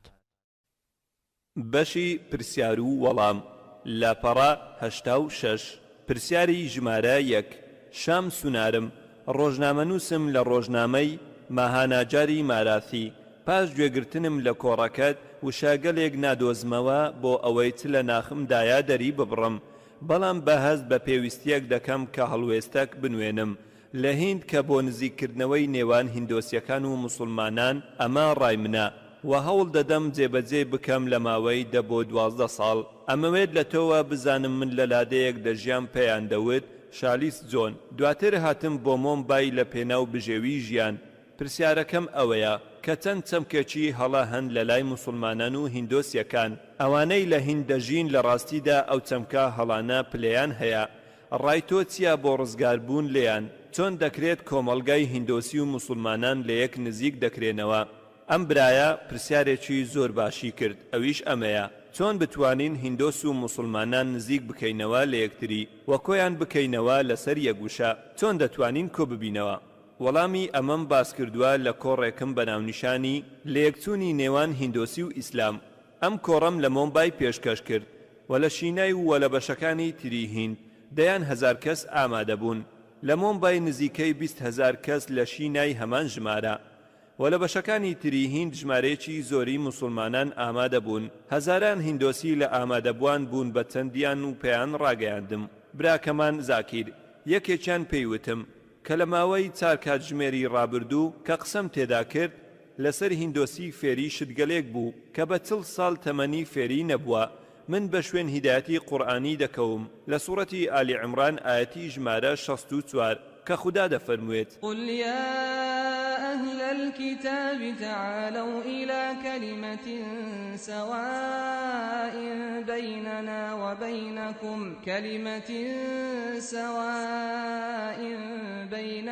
وبينكم ألا نعبد إلا الله ولا نشرك به شيئا. واتا أي أواني كتابتان بوراوانا كراوا ورن بدەم بانگەواز و بەرنامەکەیەوە کە هاوبەش و هاوسەنگە لە نێوان ئێمەش و ئێوەشدا. یەکەم وشە چییە؟ جگە لە ئەڵڵاه کەسی تر نەپەرستین. دەزانیت کە من باوەڕم بە گفتوگۆیەک نییە کە بانگەشەی ئەوە بکات کە هیندۆس و ئیسلام و مەسیحی ئاینگەلێکی لەیەکچوون ئەمە تەنها هەڵخەڵەتاندنا. ئەگەر داوا لە کاهینێکی هیندۆسی بکەم کە ببێت بە موسڵمان ئەوە ڕەتی دەکاتەوە، و ئەگەر داوا لە موسڵمانێک بکەم ببێتە مەسیحی ئەوە ڕەتی دەکاتەوە، داوا لە قەشەیەک بکەم ببێت بە هیندۆسی ئەوە ڕەتی دەکاتەوە. کەواتە لە یەکچوونەکە کووە؟ لە یەکچوون نییە، دەبێت دان بەبوونی جیاوازیەکان بدەین، بەڵام گرنگ ئەوەیە کە ڕووە لە یەکچووەکان لەبیر نەکەین، لێگەڕین با ڕێکەوین هیچ نەبێت لەسەر شوێنکەوتنی هەندێک کاروباری هاوبەش لە نێوان سەرجەم ئاینەکان و کاروبارە جیاوازەکان، بابیان خەینە لایەکەوە. بۆیە هەموو کتێبە پیرۆزەکان کۆ دەکەینەوە، چ بەهاجڤی جیتا بێت یان ئەلفیدا بێت یان ئۆبانیژدا بێت یان کتێبی پیرۆز بێت یان قورئان بێت، هەموو ڕێنماییە هاوبەشەکان کۆ دەکەینەوە، ڕێنماییە جیاوازەکان دەخەینە لاوە. دەتوانین دواتر گفتوگۆ بکەین لەسەر جیاوازیەکان، بەڵام گرنگ ئەوەیە ئێستا ڕێک بکەوین لەسەر شوێنکەوتنی ڕێنماییە هاوبەشەکان. لە کۆڕەکەمدا چەندین و چەندەم باس کرد لە ڕێنماییە هاوبەشەکانی نێو ئاینەکان دەتوانن بگەڕێنەوە بۆ بەشی سەرەتا. ئەو کاتە هەندێکیان نەیاندەزانی زۆربەی موسڵمانان بەباشی ئاینی خۆیان ناناسن، هەروەها زۆرێک لە هیندۆسیەکان ئاینی خۆیان بەباشی ناناسن. زۆربەی موسڵمانان لە سەرەتادا ڕێگریان کرد لە سەربوونی ڕووی لە یەکچوون لە نێوان ئەم دوو ئاینە، کەوتیان مەحاڵە. هەر بەڕاستی زۆرێک ئامادە بوون لە کۆڕەکەم بۆ ڕەخنەگرتن لێم. یەکێکیان تۆمەتباری کردم بەوەی فشە و فاڵ دەکەم ئایا دەچێتە عەقڵەوە موسڵمان و هیندۆز لە یەک بچن، بەڵام کە گوێیان لە کۆڕەکەم گرت تووشی شۆک بوون. ئەوەی بۆ ڕەخنەگرتن هاتبوو ڕازی بوو بە کۆڕەکە. چەندین هیندۆسی ئامادە بوون، ئەوە دەیزانن پێویستە شوێن خاڵا هاوبەشەکان بکەوین. یەکەمینی ئەو خاڵانە ئەوەیە کە ئەللا نەعبود ئیلا الله، جگە لە ئەڵڵاه کەسی تر نەپەرستین. ئەمە گرنگترین خاڵی هاوبەشە. دەتوانم دەستەواژە گەلێک وەربگرم، دەستەواژە گەلێک بە هەمان واتە. لە فیدا و بەهاجیڤی جیتا لە ئۆبنیشاد شاندویجادا لە بەشی 6 بڕگەی 2 ئاەتی یەکدا هاتووە کە ئیلا لەه واحد لا ثانیە لەه، واتە خودایەکە و دووی نییە. لە ئۆبانیشاد بەشی ژمارە 6 ئاەتی 9دا هاتووە خوددا دایک و باوک یان گەورەی نییە، ئەو خودایە نەدایک و نەباوک یان گەورەی نییە. ئەم دەقانە سەنسکریتین واتە خودای مەزن، نەباوک یان نەدایک یان نەگەورەی نییە. ئەگەر قوڵ ببینەوە زیاتر دەبینین کە لە ئۆبانیشاد بەشی 4 ئاەتی 19 هاتووە کە خوددا وێنەی نییە، بتی نییە. هەمان شت لە یاجورفیدا لە بەشی 32 ئاەتی 3دا هاتووە کە ئەو خودایە وێنەی نییە. ئابەم شێوەیە ئەگەر بگەڕێنەوە بۆ ئەلفیدا و دەقا پیرۆزەکانتان دەیان بینن کە باسی یەک خوددا دەکەن. خەڵکی زۆربەی کاتەکان کتێبە پیرۆزەکانیان ناناسن. لە ماوەی پێشوودا کەناڵی ستار نیوز دیدارێکی لەگەڵ ساز کردم. پێشکەش کارەکە لێی پرسییم ڕام چییە لەسەر سرودی نیشتیمانی؟ نیشتیمانەکەم دەچەمێمەوە بۆت، و ئایا موسڵمان دەتوانن ئەو سرودە بڵێنەوە یان نا؟ وەڵامی پێشکەشکارەکەم دایەوە کە من دواتر باسی حکمی ئیسلام دەکەم و بەدەقی هیندۆسی پیرۆز بیر و ڕای خۆم دەردەبڕم. یەکەم جار پێشکەشکارەکە سەری سوڕما و لێی پرسییم مەبەستم چییە؟ پێم ڕاگەیاند کە هەر لێکۆڵەڕێکی فیدا دەزانێت کە خوا وێنەی نییە. کاتێکی سرودی نیشتیمانەکەم دەچەمێمەوە بۆت دەڵێتەوە، دەڵێت گوایە ئەم شارە دایکمە و دەیشوبهێنێت بەخوا. باسی لێکۆڵەر دەکەم، نەک کەسێکی ئاسایی کە دەقا پیرۆزەکان نازانێت، بەڵکو کەسێکی زانا ئەوە پێت ڕادەگەێنێت کە وشەکانی سرودی نیشتیمانەکەم دەچێمێمەوە بۆت.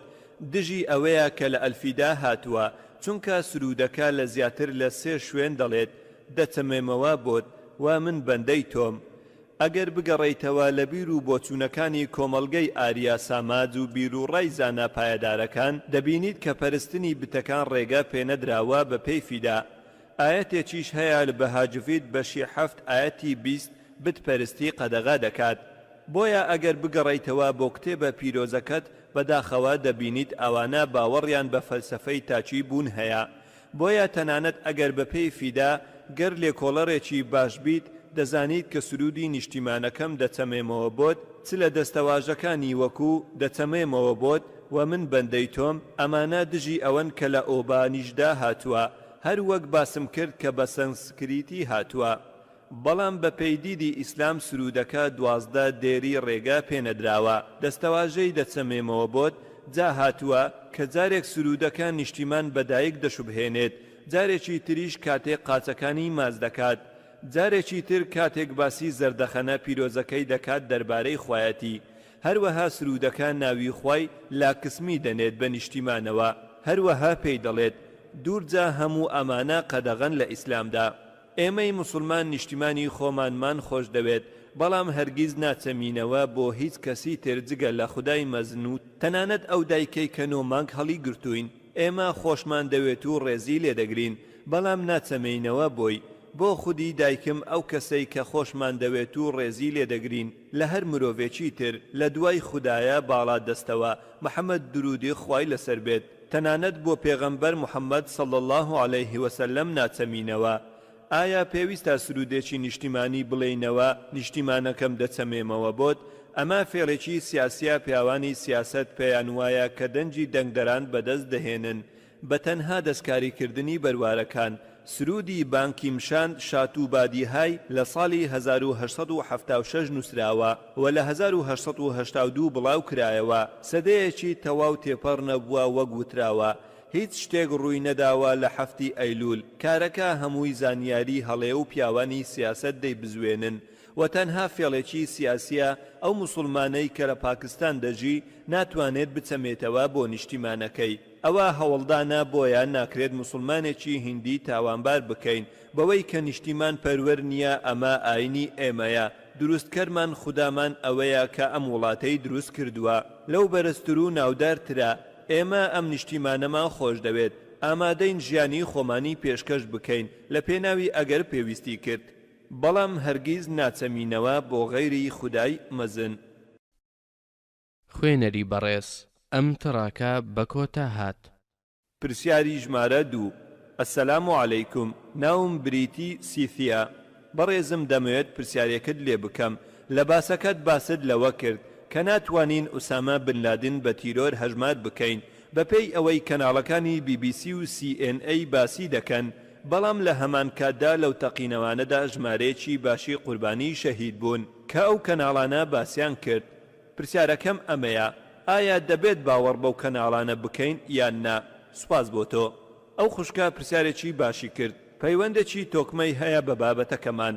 من وتم کاتێک باسی ئوسامە بن لادنم کرد زانیاریمان دەست دەکەوێت لە ئێزگەی BBC کە تیرۆرستە و گرنگ نییە باوەڕیان پێ بکەین.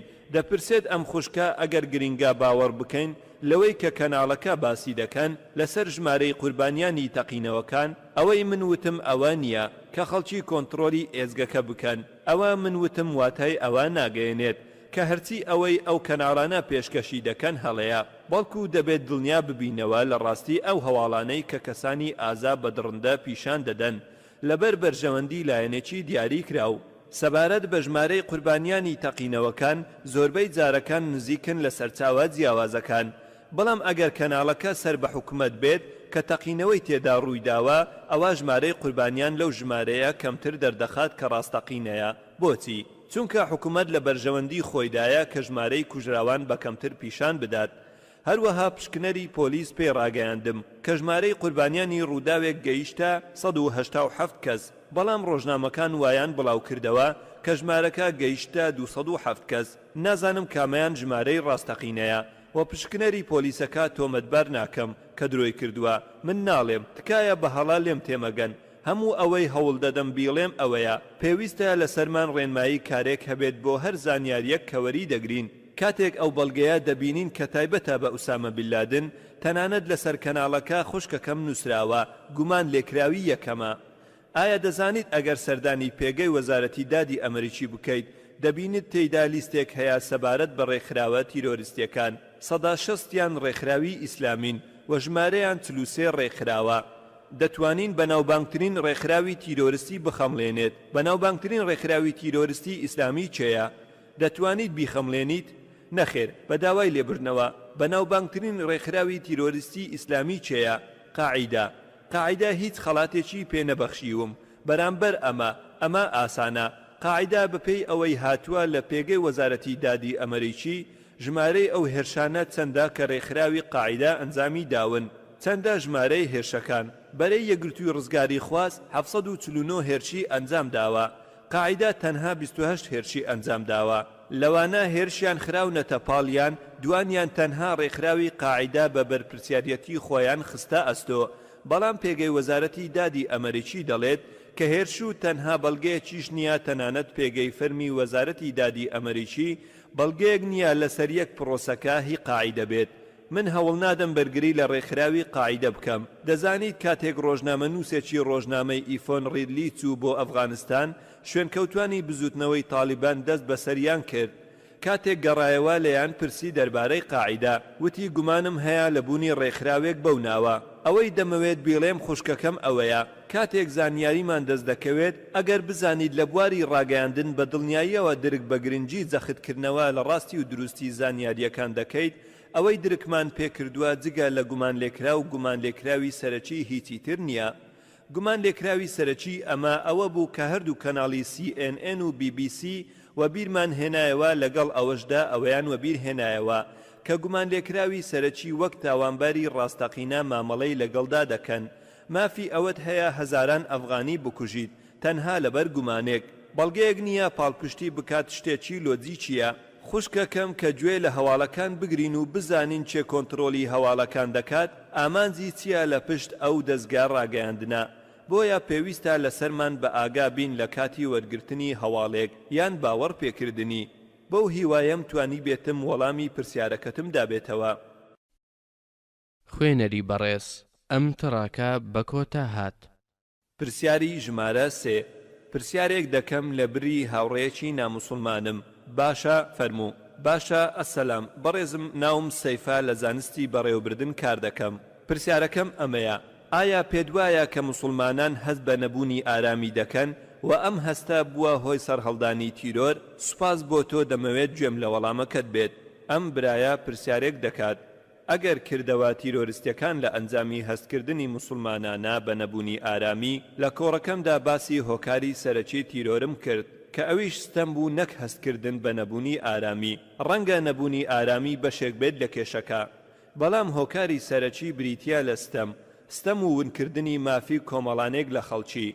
ئەگەر وتارەکەی دوێنێت خوێندبێتەوە لە ڕۆژنامەی سندی میدای کە باسی ماوەی پێش تەقینەوەکانی 11 مانگی ئەیلول دەکات بۆ یەکێک لە کەسە ناسراوەکان کە ناوی ویلیام نووسی و ڕێنماییدا، و ئەویش ئەوەیە کە هۆکاری سەرەکی ئەوەی کە ڕوویدا ئەویش ستەم و چەوساننەوەیە کە هات بەسەر کۆمەڵانێک لە خەڵکی و کۆکە لەگەڵ دەسەڵاتەکانی مۆمبای لەوەی کە کشمیر ڕەنگە تەقینەوەکانی ئەنجام دابێت لە مۆمبای. بەڵام پرسیاری لە هۆکارەکە کرد.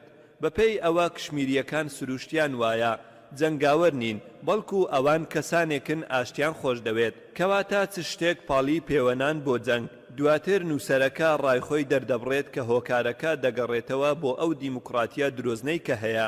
ئەو وای ود نەگڕای من بێت، بەڵکو ڕای نووسەری وتارەکەیە کەسێکە پسپۆڕە ڕێنمایی خۆی دەبەخشێتە خەڵکی لە سەرانسەری جیهان، دەڵێت کە دیموکراتیەتی درۆزن و ملکەتی دەستکاری ئەمەیە هۆکاری کوشتن. هەمان شت دەگوزارێت بەسەر فەڵەستینیەکان دەجەنجێن چونکە مافەکانیان لێ سەندراوە. ئەمە دەمانجێڕێتەوە بۆ ڕاستیەک، ئەویش ئەوەیە کە هۆکاری سەرەکی تیرۆر ئەو ستەمەیە کە لە کۆمەڵەیەکی دیاریکراو دەکرێت کاتێک ئەم کۆمەڵەیە دەجەنگن بۆ جێڕانەوەی مافەکانیان. لایەنی ئۆپۆزیسیۆن ئەو لایەنە بە کۆمەڵەی تیرۆریستی دادەنێن، بەڵام ئەوەی تەئیدی جەنگەکەیان دەکات بە ڕەفتارێکی پەسندکراوی دەزانێت. بۆ نمونە خەباتکەر بەهەجات سینج بۆ ڕزگارکردنی شارەکە بەریتانیەکان بە تیرۆریان زانی. لە کاتێکدا بە خەباتکەری دەزانین کارەکە جیاوازە لەوەی دەبینرێت، بۆیە دەبێت بڕوانینە کارەکە پێش ئەوەی سیفەتی تیرۆری بدەین بەسەر هەر کەسێکدا بێت. بۆیە من دەڵێم کە تیرۆر وێنە و جیاواز و پێناسەی جیاوازی هەیە و بەپێی گۆڕانی واقعی جوگرافی دەگۆڕێت و بە گۆڕانی مێژوش هەمان ئەو کەسەی کە حکوومەتی بەریتانیا پێی دەڵێت تیرۆرە ئێمەی هین سیفەتی خەباتکەری دەدەینە پاڵ لە پێناو ئازادی هەر لەسەر ئەوە دەبێت درک بەوە دەکەیت کە هۆکاری سەرەکی بریتیا لەو ستەمەی کە دەکەوێتە سەر کۆمەڵێک خەڵک. خوێنەری بەڕێز ئەم تڕاکە بە کۆتا هات. پرسیارێک دەکەم برایەکی ناموسڵمان کردوویەتیە سەر بلیتێک ناوی پرسیارکەر کریستۆفەر لوبوو دەپرسێت چۆن دەتوانیت بۆم بسەلمێنێت کە تەقینەوەکانی 11 سپتێمبەر پرۆسەیەک بوو لە ناوەخۆ ئەنجام درا. برامان لوبوو دەپرسێت چۆن دەتوانم بیسەلمێنم کە تەقینەوەکانی 11 سپتێمبەر پرۆسەیەکی ناوخۆیی بوون پرۆسەیەکی ناوخۆیی ئەمریکا ئەنجامیدا بەڵگەم هەیە و دەتوانم وە بیریان بهێنمەوە. کەسانی تریش سەلماندیان پێش چەند ڕۆژێکی کەم لە ڕۆژنامەیەک وتارێک بڵاو کرایەوە بە ناونیشانی 75 پرۆفیسۆری ئەمریکی پێیان وایە کە تەقینەوەکانی 11 سپتێمبەر پرۆسەیەکی پلان بۆ داڕێژراو بوو لە ناوەخۆ.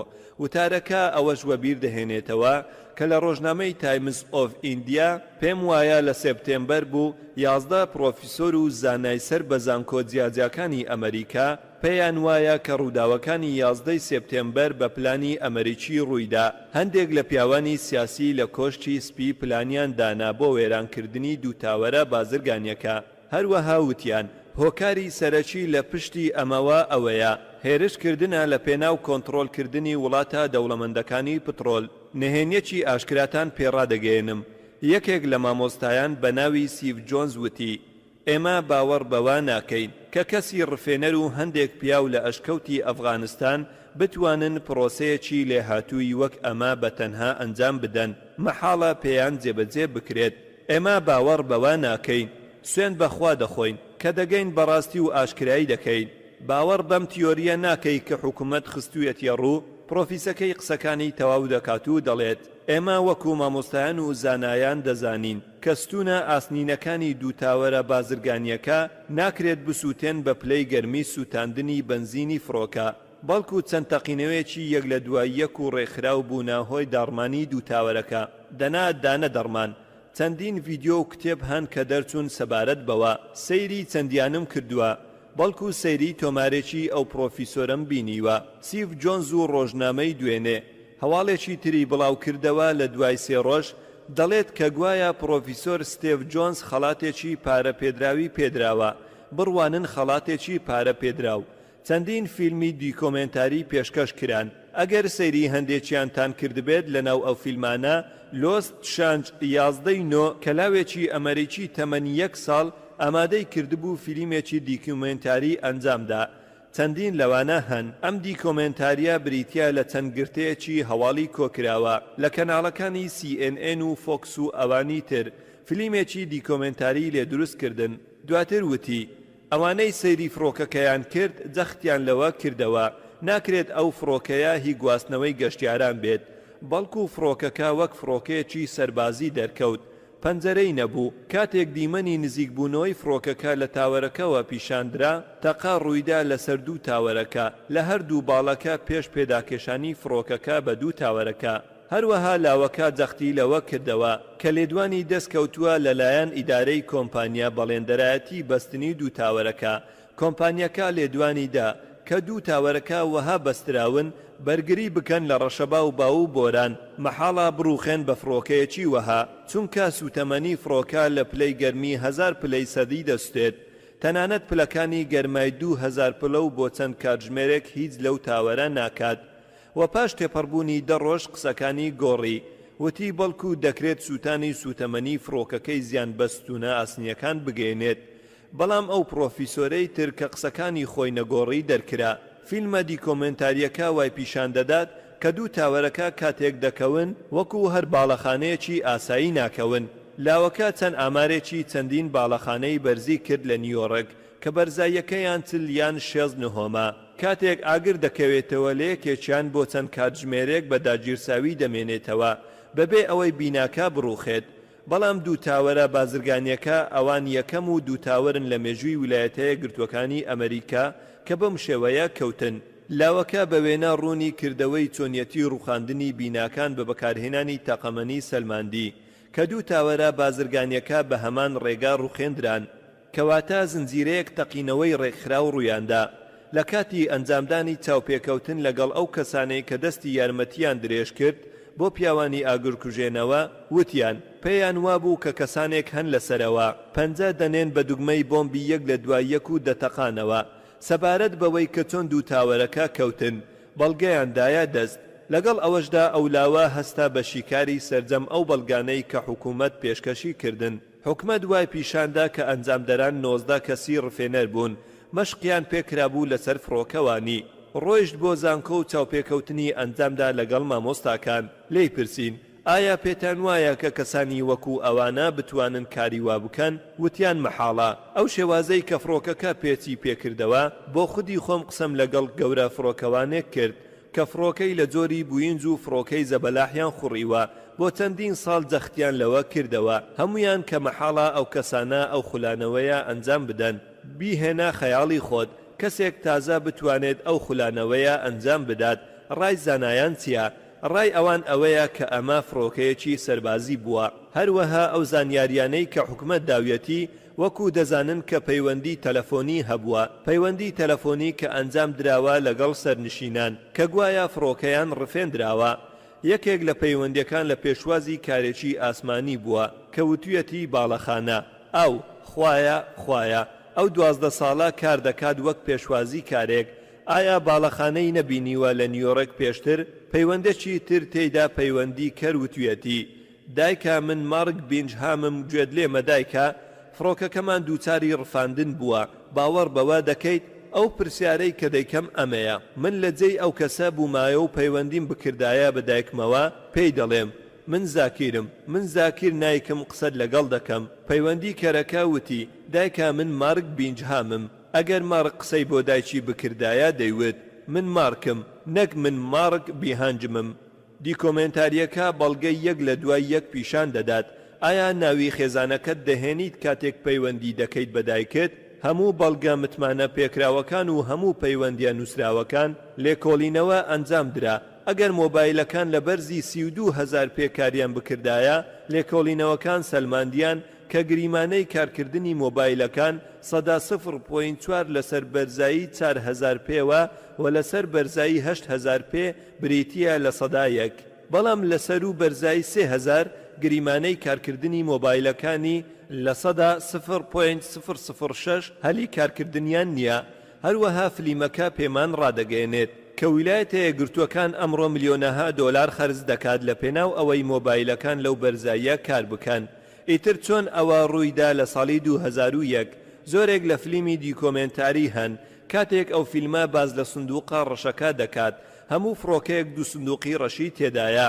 سندوقی ڕەش دەتوانێت بەرگری بکات لە بەرزبوونەوەی 3,000 پلەی گەرمی سەدی بۆ چەند کاتژمێرێک بەڵام پلەی گەرمی 1000 یان 2000 سندوقە ڕەشەکانی وێران کرد فلیمەکە بەردەوامە لە پەخشکردن پاش چەند هەفتەیەک لە ڕووداوەکە ڕاستەوخۆ چاوپێکەوتنێک بڵاو کرایەوە لەگەڵ ئوسامە بن لادن لە ڕۆژنامەی ئەلئومە وتی من موسڵمان و درۆ ناکەم و بەڕای من کوشتنی ئافرەتانی بێتاوان حەرامە و کوشتنی منداڵانی بێتاوان حەرامە و کوشتنی هەر مرۆڤێکی بێتاوان حەرامە و ئیسلام ڕێگەی پێنادات ئەمە ئەوە بوو کە ئوسامە بن لادن وتی لە چاوپێکەوتنە بڵاوکراوەکەی چەند ڕۆژێک لەمەوبەر لە کەناڵی ئەلجەزیرە گرتێکی ڤیدیۆیی ئوسامە بن لادن بڵاو کرایەوە مەشقی دەکرد بۆ جێبەجێکردنی تەقینەوەکانی 11 سپتێمبەر پاش ئەوەی 75 پرۆفیسۆر ڕایانگەیان کە پرۆسەکە بە پلانی ئەمریکی ڕوویداوە ئێستا دەستکاری ڕاستیەکان دەکرێت و ئەم گرتەیە لە دوای تێپەڕبوونی ساڵ بۆچی بۆیە بۆمان دەردەکەوێت کە ئەمە پرۆسەیەکی ناوخۆی بوو و ئەو 75 پرۆفیسۆرە بەڵێنیان بەخۆیان داوە و سوێندیان بەخوا خواردووە کە ڕاستیەکە ئاشکرا بکەن بەڵام ئەوەی پێویستە بە هێرشی دووەم بۆ سەر پنتاگۆن کاتێک فڕۆکەکە خۆی کێشا بە پنتاگۆندا هیچ شتێک ڕووی نەدا بەڵکو تەنها کونێک بووە باڵەخانەکە کونەکە یەکسان بوو بە قەبارەی فڕۆکەکە لە تەلەڤیزۆن کونەکە پیشاندرا بەڵام کاتێک ئەوەی دەرەوەی کونەکان پیشاندرا هیچ ئاسەوارێکی وێرانکاریمان نەبینی لە پەنجەرەکانی پنتاگۆن ئەگەر لاشەی فڕۆکەکە باڵەخانەکەی پنتاگۆنی بەزاند بێت و دووباڵی فڕۆکەکە لە دەرەوە مابێتەوە یان دەبێت دووباڵەکە ببینین یان دەبێت پەنجەرەکان تێکشکابێتن بەڵام باڵەخانەکە ساغ بوو کەواتە چۆن فڕۆکەیەک و دووباڵەکەی و کلکەکەی باڵەخانەیەکیان بەزاندووە لە کونێکی بازنەیی ڕوبەرەکەی بە هەمان ڕوبەری لاشەی فڕۆکەکەیە ئەمە واتە کارەکە هەڵبەستراوە هەندێکی تر وتیان گوایە فڕۆکەکە بە بەرزایی چل پێ بەسەریانەوە تێپەڕیوە لە کاتێکدا زانستی ئەمڕۆ پێمان ڕادەگەیەنێت ئەگەر فڕۆکەیەک لە جۆری بووینگ تێپەڕ ببێت بەسەرماندا بە بەرزایی چل پێ ئەوە ئۆتۆمبیلەکەت دەفڕێنێت چاوپێکەوتنێک ئەنجامدرا لەگەڵ کەسێک پێشتر کاری کردبوو لە هێزی چەکداری وتی کارەکە وەکو قازیفەوە هایە ناکرێت ئەو تەنەی کە باڵەخانەکەی بەزاندووە موشک دەبێتە هۆی کونێکی بازنەی و ئاسەوار جێناهێڵێت یان هەش بێت کەم دەبێت بەڕاستی هیچ ئاسەوارێک نامێنێت بۆ پاشماوەی فڕۆکەکە جگە لە بەشێک لە بزوێنەری فڕۆکە جەنجەکە تەنانەت لە شوێنێکی تر جگە لە کونێک هیچی تر نەبوو کاتەکە فراوان نییە بەڵام بەڵگەی باشم پێیە تەنانەت نەفامێک دەزانێت کە پرۆسەکەی بە پلانی ئەمریکی بووە بەڵام ئەم بەڵگانە بەسنین بۆ قەنەعەت پێکردنی جۆرج بۆش دەڵێن کە تەنها هۆکاری هەموو ئەمە ئەو هێرشەی سەر ئەفغانستان و عێراق دواتر ئێران پێشبینی دەکرێت کە ڕۆڵەکە بێتە سەر ئێران ئەمریکا دەیەوێت کۆنتڕۆلی ئەو وڵاتانە بکات کە دەوڵەمەندن بەنەوت کەواتە هۆکار چیە لە پشت ئەم هێرشە تیرۆریستیانە یەکەم ستەم دووەم پارە و دەسەڵات کاتێک پیاوی سیاسی خۆی دەبینێتەوە خەریک دەنجی دەنگدەران لەدەست دەدات خێراتر و بین بڵاو دەکاتەوە هەر وەک بڵێت هەڵم ببژێرن یان مسلمانان وێرانتان دەکەن ئیتر بەڕاستی هەڵدەبژێردرێن و هەمان شت ڕوویدا لە جوجارات کە شتێکی ترس و بین بڵاو کرایەوە ئەگەر هەڵم نەبژێرن مسلمانان دەتان کوژن دواتر حکوومەت دەسەڵاتی خۆی بەهێز کرد ئەوەی دەیزانین ئەوەیە کە تەقینەوەکانی 11 سپتێمبەر جگە لە پلانێکی ئەمریکی هیچی تر نەبوو چەندین تۆماری ڤیدیۆیی هەیە و بەردەستە وەکو 11 سپتێمبەر و لۆست شانج و فهرنت هایت هەمویان نهێنیە ئاشکرا دەکەن کە جێبەجێکردنی تەقینەوەکانی دوو تاوەرەکە خودی جۆرج بۆش خۆیەتی خوێنەری بەڕێز ئەم تڕاکە بەکۆتا هات ئێستاش لەگەڵ دووەهەمین پرسیاری ئەمڕۆ پرسیارەکەم زۆر ئاسانە من باوەڕم هەیە وەکو وتت کە تیرۆر ململانەیە لە دژیستەم هەروەها باوەڕم هەیە کە تیرۆر ڕەنگە بە شێوەیەک لە شێوەکان ململانەیەکی گشتیە لە دژی حکوومەت کاتێک مرۆڤ دووچاری ستەم دەبێت دەست بە کۆکردنەوەی گردبوونەوە دەکات بە ناوی ئاین و هەوڵی ڕوبەڕووبوونەوەی ئەوە دەکات کە تووشی بووە بەڵام باوەڕم هەیە هەروەها کە ئەگەر کەسێکی ئاسایی مرۆڤێکی ئاسایی ڕەنگە هەمان شت بکات کە کەسێکمان دەیکات گەر لە جوجارات بووایە وەک ئەوەی خەڵکەکەی کردی جێگرەوە چییە ناتوانیت متمانە بکەیت بە پیاوانی پۆلیس و پەنا ببەیتە بەردادگا کە 10 ساڵ دەخایەنێت بۆیە کەسی ئاسایی تووشی ستەم دەبێت چارەسەری بەردەست چییە ڕێنمایی تۆچیە بۆ کەسێکی ئاسایی وەکو من ئەگەر تووشی چەوسانەوە یان هەڵوێستێکی هاوشێوەی ئەوە بوویەوە چی پێویستە لەسرم بیکەم من کۆکم لەگەڵت تۆ دەپرسیت پێویستە لەسرم چی بکەم ئەگەر تووشی ئەم هەڵوێستە بووم ئەگەر تاکەکانی خێزانەکەمان ببینین دەکوژرێن لەبەر چاومان و بینیمان دایکانمان و خوشکانمان دەست درێژیان دەکرێتە سەر و ماڵەکانمان تاڵان دەکرێن چی بکەین ئەو کاتە من هاوڕام لەگەڵت کەسێکی ئاسایی بە هەمان ڕێگە ڕەفتار دەکات ئەو کاردانەوە سروشتەی کەسێکی ئاسایی مەگەر باوەڕت بەخوای مەزن هەبێت هاوڕام لەگەڵت ئەما کاردانەوەی تۆ دەبێت لە 99 کەسەکان چونکە ئەما کاردانەوەی چاوەڕوان کراوە مەگەر ئەو کەسە چێژ لە باوەڕی بەخوای مەزن بێت تەنانەت منیش ئارەزوم دەبێت لە ڕەفتار کردی وەکو ئەوان ئەگەر ڕێنمایەکانی قورئان نەزانم و ئەزانم ئەم ڕەفتارە نابێت ئەگەر کەسێکی بێتاوانت کوشت من جیاواز نیم لەو کەسەی کە بووە هۆی کێشەکە و ستەمی لێکردم لە پێگەی یەکەمدا ئەگەر کەسێک ستەمی لێکردیت ئەمە ئەوە ناگەێنێت کە تۆ کەسانی تری بێتاوان بکوژیت و ئەگەر کەسێک دزی لێکردم ئەمە ئەوە مافی ئەوەم ناداتێت کە لە کەسی سێم دزی بکەم بەڵام ئەگەر توانیت بکارەکە دەستگیر بکەیت و بیبیت و سزای بدەیت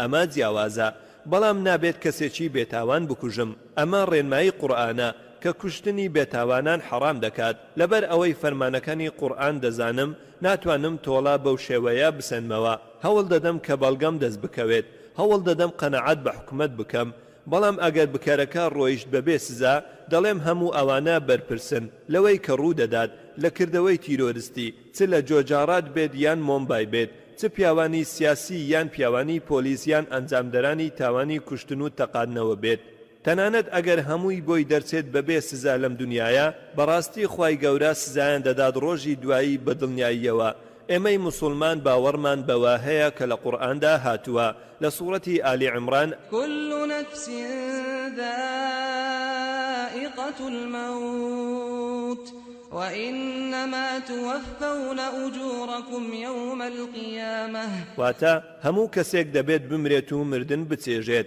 تەنها لە ڕۆژی قیامەتدا کرێ و پاداشتان بە تەواوی پێدەدرێت دەرەنجامی کردەوەکانتان دێتەوە ڕێتان و لەبەر ئەوەی باوەڕمان بەم ژیانەیە کە تاقیکردنەوەیە لە پێناو ڕۆژی دوایی ئەگەر نەتوانین دادپەروەری بەدی بهێنین لێرە ئەوە کارەکە جێدەهێڵین بۆ خوای مەزن و دادپەروەری لە ڕۆژی دوایی بەدی دەهێنرێت بەویستی خوا تاوانبار سزا دەدرێت لە ڕۆژی دواییدا ئەگەر ئەمڕۆ هیتلەر دەستگیر بکەین چ سزایەکی دەدەین 6 ملیۆن کەسی سووتان سزای گونجاو چییە بۆی ڕەنگە یەکجار بیکوژین ئەی 5,999,999 کەسەکەی ترچی قورئان دەفەرموێ لە سوورەتی النساء إن الذين كفروا بآياتنا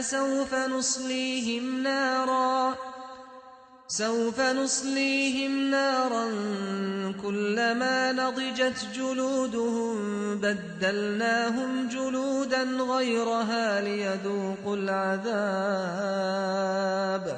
واتە بەڕاستی ئەوانەی باوەڕیان نەهێناوە بە ئاەت و فەرمانەکانی ئێمە لە ئایندەدا دەیان سووتێنین بە ئاگری دۆزەخ هەموو جارێک پێستیان داوەشا و سوتا و هەڵقرچا پێستی تر دەکەین بە بەریاندا بۆ ئەوەی بە چاچی سزا و ئازار بچەژن زانستی نوێ دەیسەلمێنێت کە پێشوازی کارانی ئازار لە پێزدا بۆیە خوای گەورە پێمان ڕادەگەێنێت کە هەر جارێک پێستی تاوانبارەکان دەسووتێت خوای گەورە پێستی تر دەکاتە بەریان بۆ ئەوەی هەست بە ئازار بکەن بۆیە باشتر وایە کە کاروبارەکانمان ڕادستی دادپەروەری خوددا بکەین خوێنەری بەڕێز ئەم کتێبە بە کۆتا هات